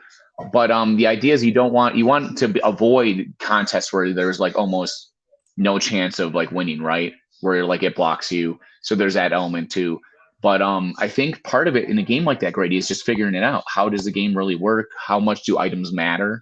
You just got to play it. And then you see the dice roll and stuff. And then the other element of that is like how encompassing is the environment of the game? Like, does it suck you in, the sound, the voiceovers, whatever? How well is it crafted in the storytelling, right? And how it all is put together. So that we can't know until we play it. But everyone involved in the project seems like they're really smart. Now, if they were super smart, they would have me in the game, like narrating and causing trouble. But that's a whole different subject. Apart from that, hey, did you see on the video yesterday? He was giving you shout outs. He gave you a little shout out on that video. Well, that's the thing is I told you that Loader Punch is really intelligent, right? I said that. I'm not sure. I mean, I know he loves that picture. See, the thing about the brown gents, he's sucking you in. He's like the guy that's like, you're not sure. Do I trust him? Do I not? Like, he seems so smart. I'm not smart enough to know. He might be in the pit of despair, whatever. He's a six-finger man. But the thing is that, like, you need guys like that on your team, right? Need guys like that on your team that are really, really smart and crafty. And the key is, like, is the game going to be fun? And you heard Loader Punch talk a lot about how he loves gaming. He loves games. He's played so many of them. And he kept talking about wanting the game to be fun. So we have the element of, like, the team seems really intelligent, well-spoken, understands what they need to do, and they really care about being fun. So, like, for me, the town hall and your interview with him were like a 10 out of 10. And I really hit every single point. There's going to be another town hall. So, I like that element of danger, Grady, where like you have your hero and you go venture off to these different lands, and who knows if you can survive. Like, are you going to make it? Right. Let's see. Right. Can you do it? Right. Oh, man. So you telling me that it's a 10 out of 10, that means everything. Oh, I got a 10 out of 10. The only thing we don't know, Grady, is the actual gameplay. When we actually play it, is it going to be really fun? We don't know. But in the interviews, they talked about it being so important to them, which is what I want to hear. I want them to be like, hey, he says it all the time. The game needs to be fun. And when he tells me that he's been a gamer for years and he's always wanted certain aspects of different games to merge, and he's already had that in mind in his brain from years back, it shows his why of wanting to do it. I have a background, Grady, in this element. Like back in the day when I was in college and I made Chad Vader, that show that was super huge, famous, amazing. Those guys, I was the assistant director / kind of producer role where I was doing a bunch of different things, right? And helping guide their genius so that the show would be good, and just the professional filmmaking aspect of it, because they were like the creative geniuses that were writing and like kind of directing and like the actors in it. They were like an improv group. They were like an extreme high genius level, like funny, smart, but they're nerds. They were like Dungeons and Dragon guys. In fact, now their YouTube shows are like gaming for pimps and like Skyrim for pimps, like stuff like that. They do beer and board games where they sit around and do all their characters and they have fun, and that's how they live. That's what their income is. You know, their show's that popular, right? So they also work for like the Tonight Show and George Lucas and work with all these big companies and stuff, doing talented stuff with them, voiceover stuff, whatever. Like a lot of the video games you've played that are LucasArts, they have been the voice of like Darth Vader, all that kind of stuff, right? The big ones, not just like some little video game. I'm talking about the big LucasArts, like Star Wars games, right? So that all came from that show, and their background was in Dungeons and Dragons, all this stuff, right? Being super well read. They're really smart guys, and they're also really freaking funny because they just throw it out there and have fun and create characters. We spent a year making videos and doing stuff. You know, they have already been improv actors at that point. And then by the time we made Chad Vader, it was just like, it was over. It was like a Mike Tyson knockout, like 25 million views in like 3 or 4 days in 2005. Like it was just like a storm of stuff in the sci-fi, like kind of nerd world, like super famous Comic-Con, people going nuts about it. It was nuts. Right. So the thing is, I have that background of working with people like this where I can see that like they use all that, you know, the analytics, whatever, their own love for it and passion for it. So I'm hoping that it's going to be really fun to play. Ooh. But I'm feeling that like, even if the game right away isn't super fun, I know their like desire is to make the game fun. Like that's their intent. They really care about it. They're passionate about it. It's like high on their list of priorities. They talk about it a lot. So I just think the team is great. And also the fact that they're bringing in people like you to talk about it and do these streams, it's fantastic. So everything about it to me is chef's kiss. And especially for the game, what it is, it's not some 3D crazy MMO. It's simplified so they could get it done and get it out. It is what it is. And I'm hoping that it's super fun. Yeah. Right. So I think it will be. I think that their heart's in the right spot. Interesting stuff. I'm going to be watching their town hall, going to be watching they're getting on with the Mythic Squad, and I might even get on with the Mythic Squad too. Now that I remember they sent me a link for it, I think. Maybe. We'll see. So well, they all think you're amazing. So that would be smart of them. And if I'm around, I'll be trolling everyone in the chats. Okay. So any final thoughts? DeFi Kingdoms, Dragons Crossing. I'm pumped for what's coming with DeFi Kingdoms. I cannot absolutely. We're going to throw a party when Green Egg Hatching and Pet Utility goes live. That will be. When is that going to go live? The massive update within the next 2 weeks, I think. I believe so. So we can get gold eggs hatched and stuff. Green eggs, not yet gold or yellow. Should I be saving up gold so I can buy them? Ooh, maybe. Gold keeps crashing. All the items in the game keep crashing down. But once the use case comes for the pets and then the green egg hatching comes, look out. I'm telling you. Okay, so what's the DGEM play then? To just hoard up all the items. Harvest stones, hoard. Just all the items in game, especially tiers. Especially tiers. Oh, tiers. Because tiers are a little bit pricey for how many you need. That's right. They are. They keep dropping, though. Where's tiers at? Let's take a look here. Let's look at where tiers. Okay, tiers. Because when you summon and do dark summons, you need like a lot of tiers. Yes. And when you hatch eggs, each egg is 200 tiers to hatch. Listen, so get this. There's going to be there's not enough tiers just to hatch all the green eggs, gray eggs, and blue eggs. Okay, and the gray and blue eggs are already out. We're now launching the green eggs. There's 4 million. We are 4 million tiers short to hatch all those eggs alone. Oh wow, tiers are going to go up. So tiers since August, they 50x, like at least I think. Okay, now they're back down. Tiers have been crashing back down because the sentiment. Okay, we're at 8. Can we see a chart of tiers? Is it possible to look at it? A chart there like actually is. We're at just under a penny. There is a chart. People in the chart is so crazy. Who was it that was doing a video trying to even show how he couldn't even show how high tiers have gone up. Like the percentage was too high. It didn't even Right. It wouldn't fit. It was like Dex screener. Is yeah. Is that what you're using? Okay. I used to have it up. Oh. Pumped for DFK and Doug hype. Yeah. Dude. Yeah, Dex screener. There it is. Yeah, somebody just bought up 100,000 tiers, like slowly over time. Is it Dex?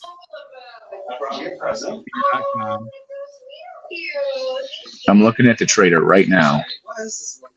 I think you can search DFK tiers. He looks like a literal custom character in GTA. Hey, let's see. The problem is the tiers keep crashing because the delays keep coming. So, okay. Do you think it's going to keep crashing until like another week or so, maybe? Right. Yeah. So you might want to wait a week or so, or two even.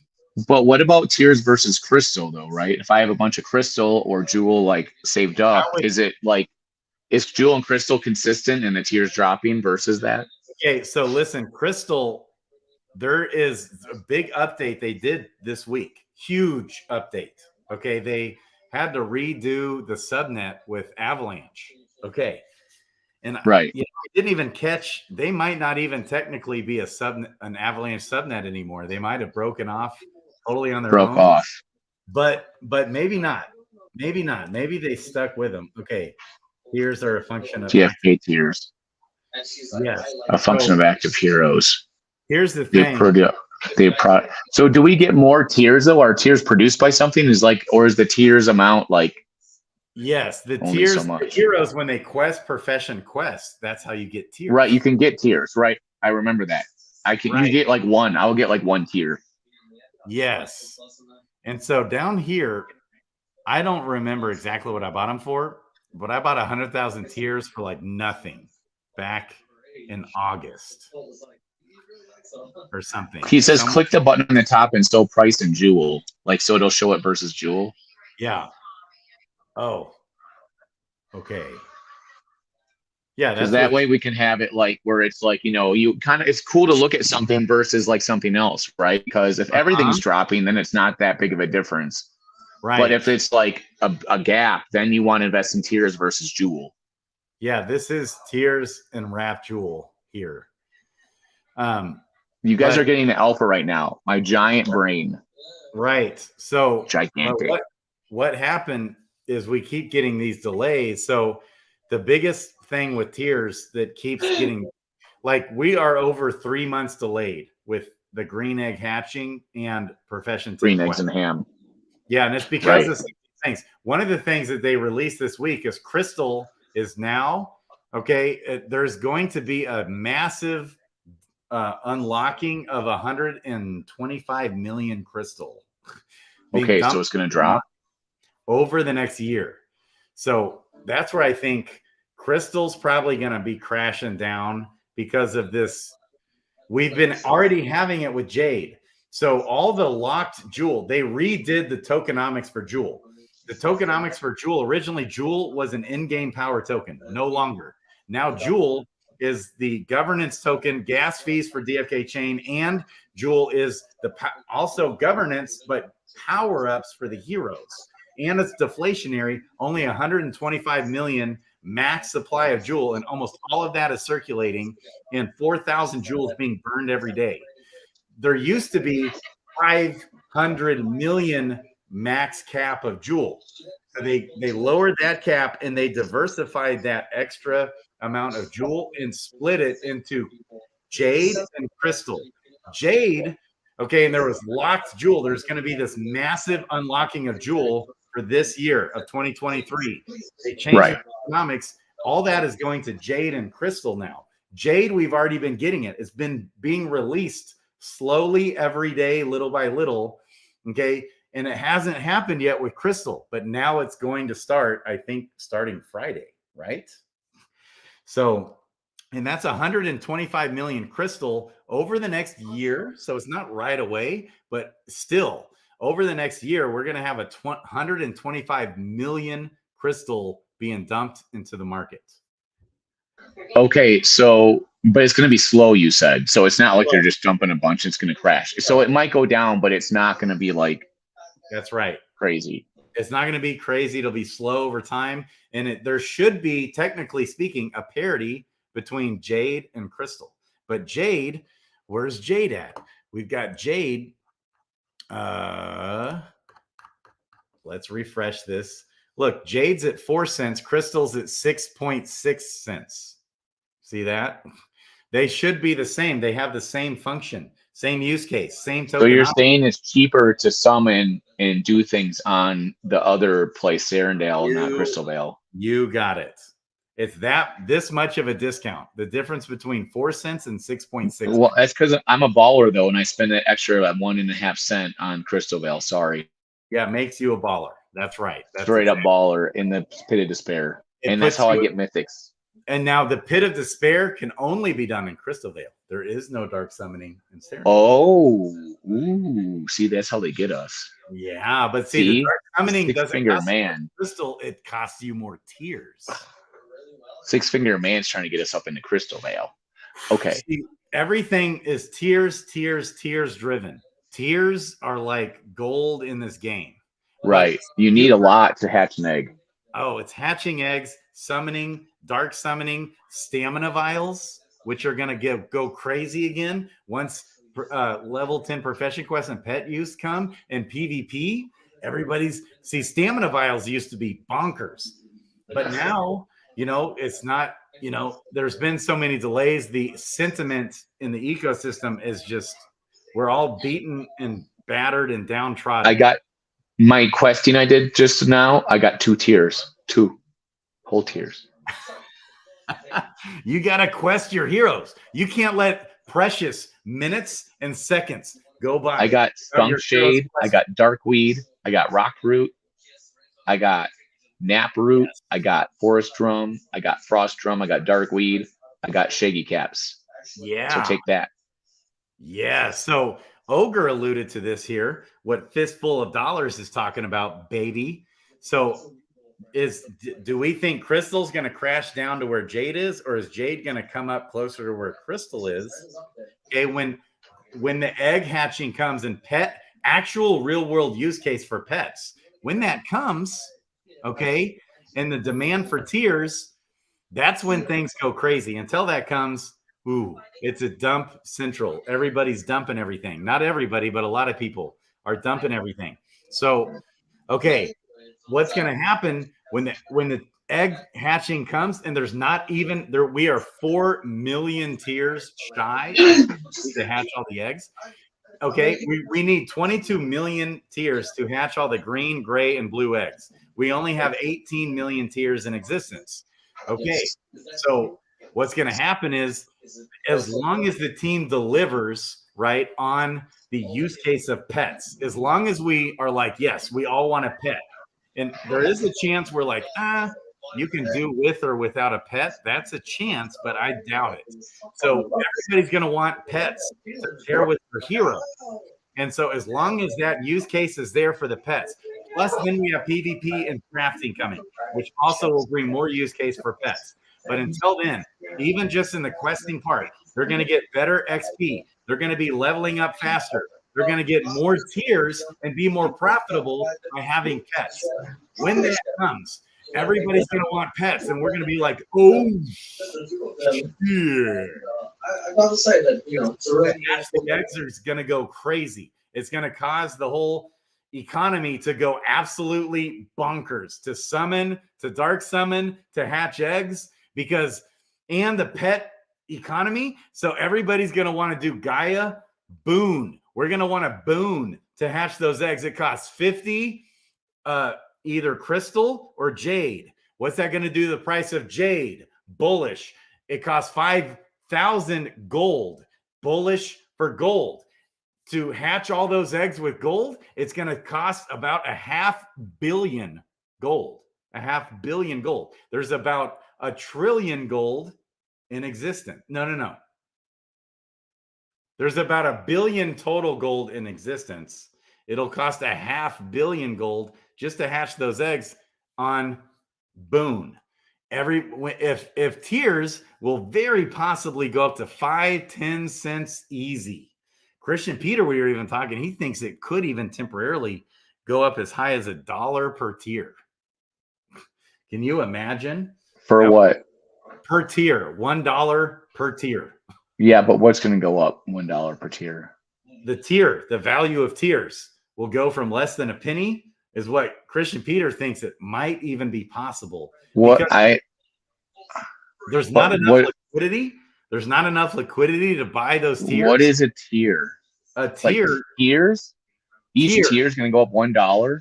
A tier. Let me show you, my man. It's possible. I thought you meant TIER. I'm like, wait, a whole dollar for a tier? Am I? Oh, okay. Can you tell us your password, sir? Yes, that's what I was starting to do. Okay. This is the alpha. Yes, there's the alpha for everybody. Okay, so inventory. So you think tiers are going to go a few pennies to $1? Yes. So we should buy like 1,000 tiers. You got it. I mean, I don't know though, because they might keep crashing down. And especially if there's another delay. That's the play, right? You don't know. This is playing the short game like that. You just don't know. Right. So he says, what iOS code is saying, it's risky to speculate on tier price without knowing what drop rates for tiers will be. But here's the thing. It's going to take quite a while for that to shake out. So the drop rates for Profession 10 level quest is how we're going to be able to get more tiers. But as it is now, there's not even close to enough tiers just to hatch the eggs that we have now. And there's not even half the number of pets that we need to pair with our heroes. So for example, there's 42,000 green eggs, but there's 125,000 gardeners. Okay.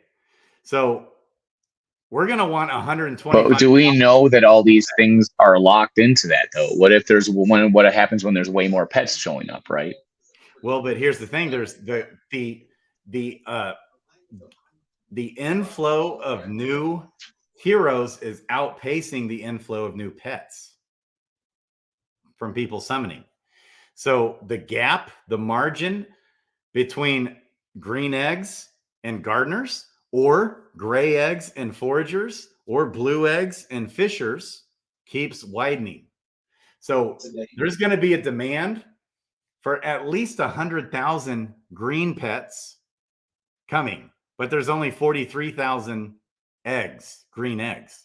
There's going to be a demand for closer to 125,000 foraging pets, but there's only something like 40,000 foraging pets in existence, and then an additional 33,000 gray eggs. There's still not enough eggs combined with pets to meet the demand that there's going to be for the Profession 10 level quest. Now, the Profession 10 level quests are going to significantly have better drop rates for tiers, okay, which will bring more tiers into the economy. But there's not even enough of any of this stuff to just get us going. So the demand, and there's not enough liquidity. There's only, shout out to somebody. I think, what's his name on here? Okay, shout out to, who was it? Also, how iOS code is saying again, people are not going to start doing all this stuff right away. It's going to be gradual also. It'll be gradual. But except when they see that because of the low liquidity for tiers, but the demand is going to be insane for the tiers, but not enough liquidity. What's that mean? It doesn't take much. It does not take much. What does this six-finger man say? Does he say put all your money in tiers? No, he's not. But I want him. I want his answer. He's going to say he's selling his tiers. Okay. He's selling them now? He might be saving them now because they've dumped back down because of all the delays, right? So let's just take a peek here. If I wanted to buy 100,000. So, okay, if I have 50 eggs, that times 200, that's 10,000. So if I have 500 eggs, which I actually have about 500 eggs, close to it. I have That's a probably lot of eggs, Grady. How did you get all those eggs? 400 eggs. Okay. How? How do you have that many? Actually, I 500. have 0. I have none. But 500 eggs to hatch. I'm just one guy. That's 100,000 tiers. Okay. And if I've been dumping my tiers, yeah. So Brown. How many kidneys did you sell to buy all those eggs? Okay. Where did you get them from? How do you get them? Is it from questing? I get them from questing. So the more heroes I have, The okay. Brown Gent gets 300 to 400 a day. How do you even have the time? How? Because I have a bot running. I've got 1,800 heroes, Doug. I've got over 1,800. So this is a bot game. I get it now, Brown Gent. Okay, and Crypto Grady. Yes. I don't even know. I just push some buttons. I could hook you up with a bot so you can quest all your damn heroes. Okay. So let's see what the price is. Okay. So if I wanted to buy 100,000 tiers, okay, just to hatch all the eggs that I actually currently have. Okay, and I'm trying to get more power-ups. So I've been dumping my tiers into Jewel to get more power-ups, you know, for all my heroes. Okay. On all my different wallets for my gardeners and all these different things going. Okay. So that would cost me 5,000 Jewel, 5,084 or 85 Jewel. So that times what's Jewel at? Jewel is, so this is where it's so insane. I can't even wrap my mind around it. Jewel, let's just say Jewel's about 21 cents. So 5,084 times 0.21. Okay. That's $624. Okay. So then when that happens, like, let's just say one guy, me, buys up 100,000 tiers, which is that much money. Okay. And I'm, again, one dude. Okay. Again, we're 4 million tiers short of the amount of tiers that we need. So let's just say 2,000 tiers get bought up. Look where that drives the price up of tiers. Now it's 14,000 Jewel. In the price impact, that almost eats up all the Jewel left over. Okay. So because and then a lot of these people providing the liquidity, they're going to be pulling out of the liquidity for tiers because they're going to need those tiers. I still have a decent little amount, like, I don't know, 5 or 10,000 tiers maybe in liquidity out there somewhere, you know, on a few different accounts. Okay. I'm going to be pulling those out, right? Because I want to be hatching my green eggs. It's crazy. It's okay. So there's, again, going to be a demand for 2 million tiers. You can't even come close to buying that. How many tiers can we even buy? 240,000?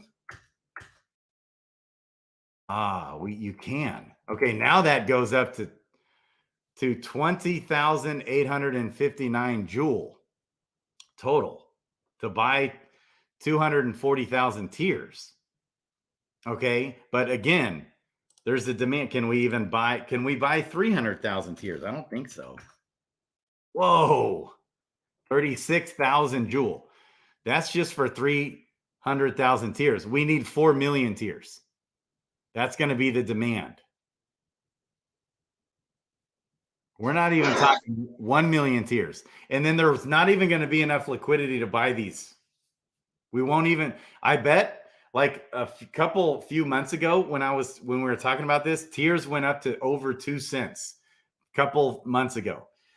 We were talking, there's only a maximum of about 100,000 tiers you could even buy out there.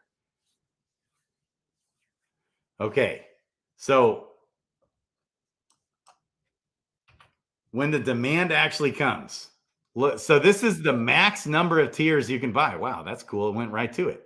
378,160 tiers, and you just ate up all the liquidity.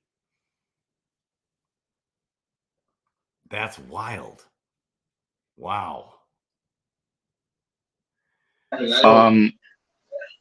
My brain's starting to like be in the mode where I'm like, this is so much math. What are the important things that we should think about? Yeah, so he is right. We're not going to want to use the level 1 hero on a common pet. But as we see the value of the pets, as long as the value of the pets are strong, as long as the demand for the pets is high, we don't have enough pets. We're not even close to having enough pets to satisfy the demand for the number of heroes. On top of that, there's not enough pets plus eggs to even come close to satisfy the demand for the number of heroes that it will have. Not even close. So in the example of gardeners, 125,000 gardeners in existence, 42,000 green eggs, 0 green pets currently. Look at where we're at right now, guys. The chat and Grady, my brain's like, are you speaking Japanese? Okay. Choso's saying he says, I've been putting 30% of tiers into liquidity, and you can bet that when one tier goes 1 jewel, I'm gonna pull it out. Let's talk English for 1 minute, guys. Yeah. So like, what does any of this mean? Why do we even care? Right? So we could talk about numbers all day. Let's just say the price of tiers goes up to 5 or 10 cents. What's that going to do to the value of your heroes that are questing to get the tiers? I don't know. It could make it go up because you want more tiers. Yeah. It could make them go down because you don't have enough tiers to play and it's too expensive. Right. So and you just get rid of them. We're going to want more heroes to quest to get the tiers. Yeah. But what about when things are expensive that people don't play as much, or they sell their heroes, or I don't know. Yeah, but here's what's going to be happening. People are going to get on here just like what happened a year ago. People were, we had Christian Peter and Brown Gent doing their videos. Christian Peter was like, look at how much money I'm making per hero per day questing. So people are going to realize, whoa, I can buy up a hero for $20 and I can make $2 a day by questing that hero. Okay, good. Now we're talking. Okay. How do we do that? Is going to go. How do we do that? So what's that going to do to the value of heroes? Boom. The value but of also because we're going to how do we do that? How do we do that right now? You can go to the tavern and buy heroes or summon more heroes. Okay, let me speak in plain terms. Yeah. If I want to make money by having heroes, can't questing by hand takes too long. So you have to have a bot and you need to have a lot of heroes. Yes. Is this correct? That's right. Having an army of heroes. Do you know how long it took me to figure this out, Grady? Like a month of talking about DeFi Kingdoms. Okay. So I didn't really understand that completely until now. Yeah. All right. Yes.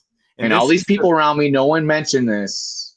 This is the brilliance of Hubert Cumberdale, who's one of the devs in the game. He's on the team. Benedict Cumberbatch?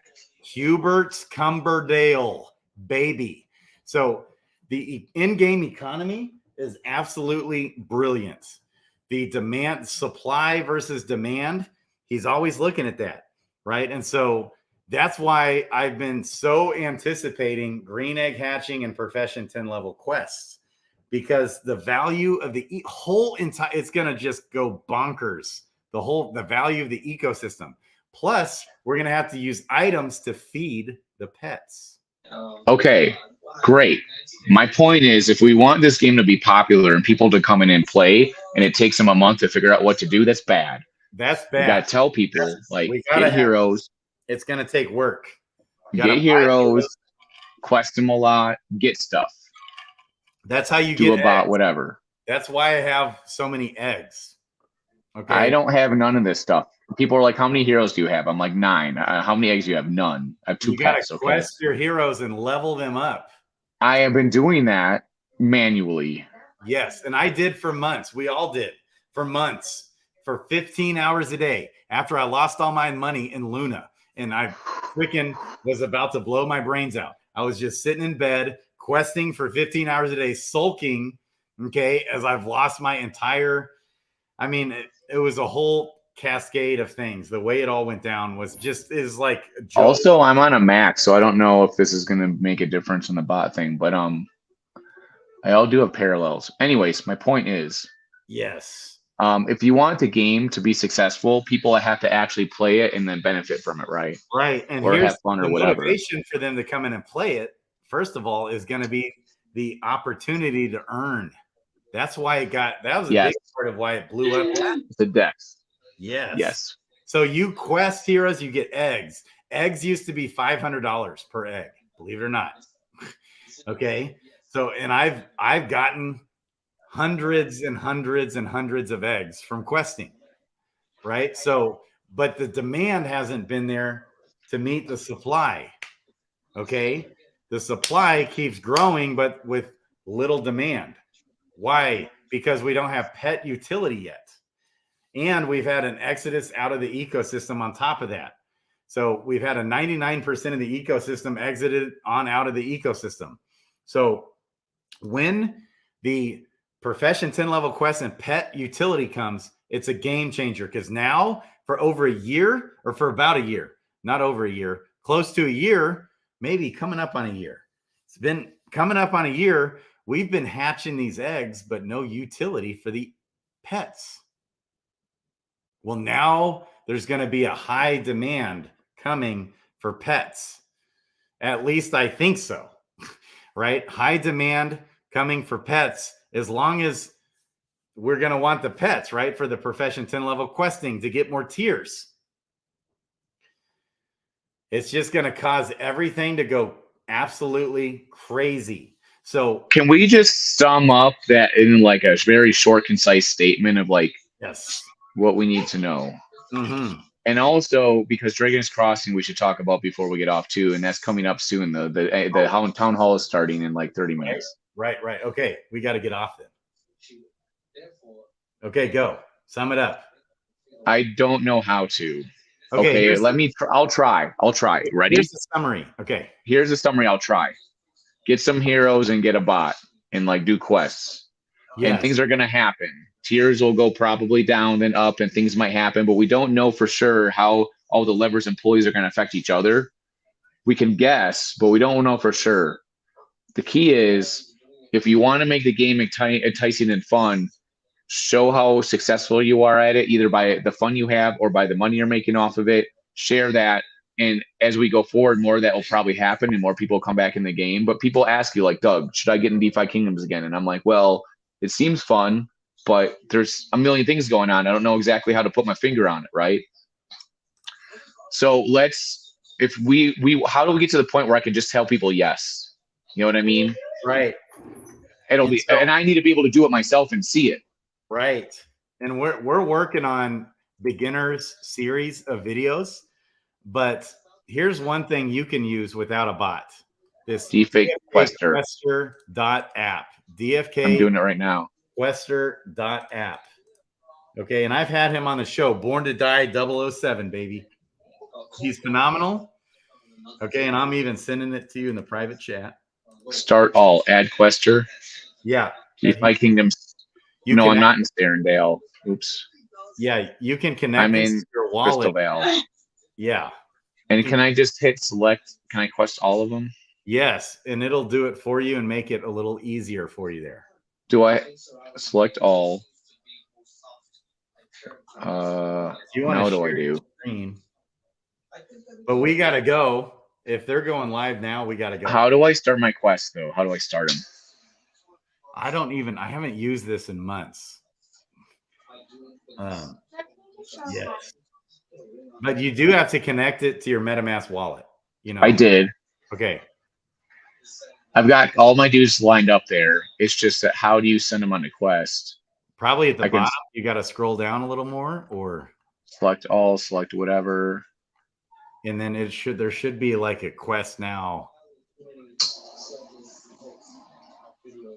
I don't have a button for quest now. Let me see here. This is 3 now. That's 3 too many. Let me see.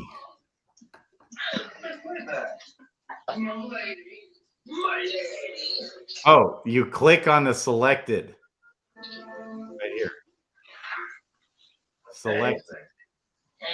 You click where? Selected. Okay. Selected part.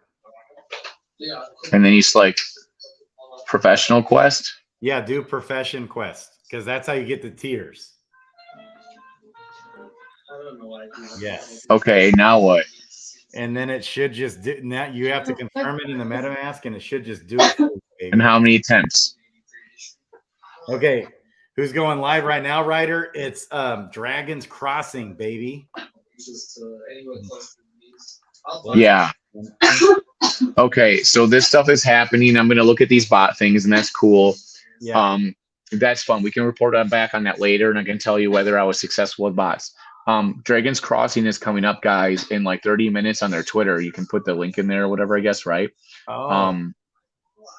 But this is the thing, guys. Dragon's Crossing town halls, I very highly recommend you watch them. They're so great, and they're going to bring on like the whole team this time. I think the Brown Gent, the 6-finger man, might be there too, so we can ask him about his fingers. Okay, it's up and coming. Look, he just said that. Do you see in the chat? He just said we go live in 30 minutes. He's pulling the strings back there. Boom, baby, live in 30. Okay, so this is going to be my question for the bloater fish is, will there be a pit of despair in Dragon's Crossing? I love Okay. it. I have to go right now. Yeah, Pirate Quester. Oh, okay, yeah. So there's so this Quester you just did, DFK Quester, it's not a bot. This is not a bot. But it makes it easier. Getting a bot, see all these bots, look at this. I've got all these bots running. Right? These are all bots going. I've got 1, 2, 3, 4, 5, 6 bots just questing away for me. And they're auto leveling my heroes. There's several questers I can help you out with that. But this DFK quester that you just got turned on to, that'll just be a time saver if you don't have a bot. If that makes sense. Does that make sense? Phenomenal tool, phenomenal dev for so many different reasons. Can you hear me right now, Grady? Yes. Oh, yeah. I turned my camera off because I'm just outside walking the dog right now. Oh, okay. Well, let's wrap up. I am absolutely wiped out. And yeah, take a break. I think I'm going live with the Mythic Squad after the town hall. Okay. Great. I love it. I love you, man. Doug, you're a brother. Thank you. I love you, man. Doug Hype and Crypto Grady out. Look down in the description. Follow this man on Twitter. Love you guys. Peace.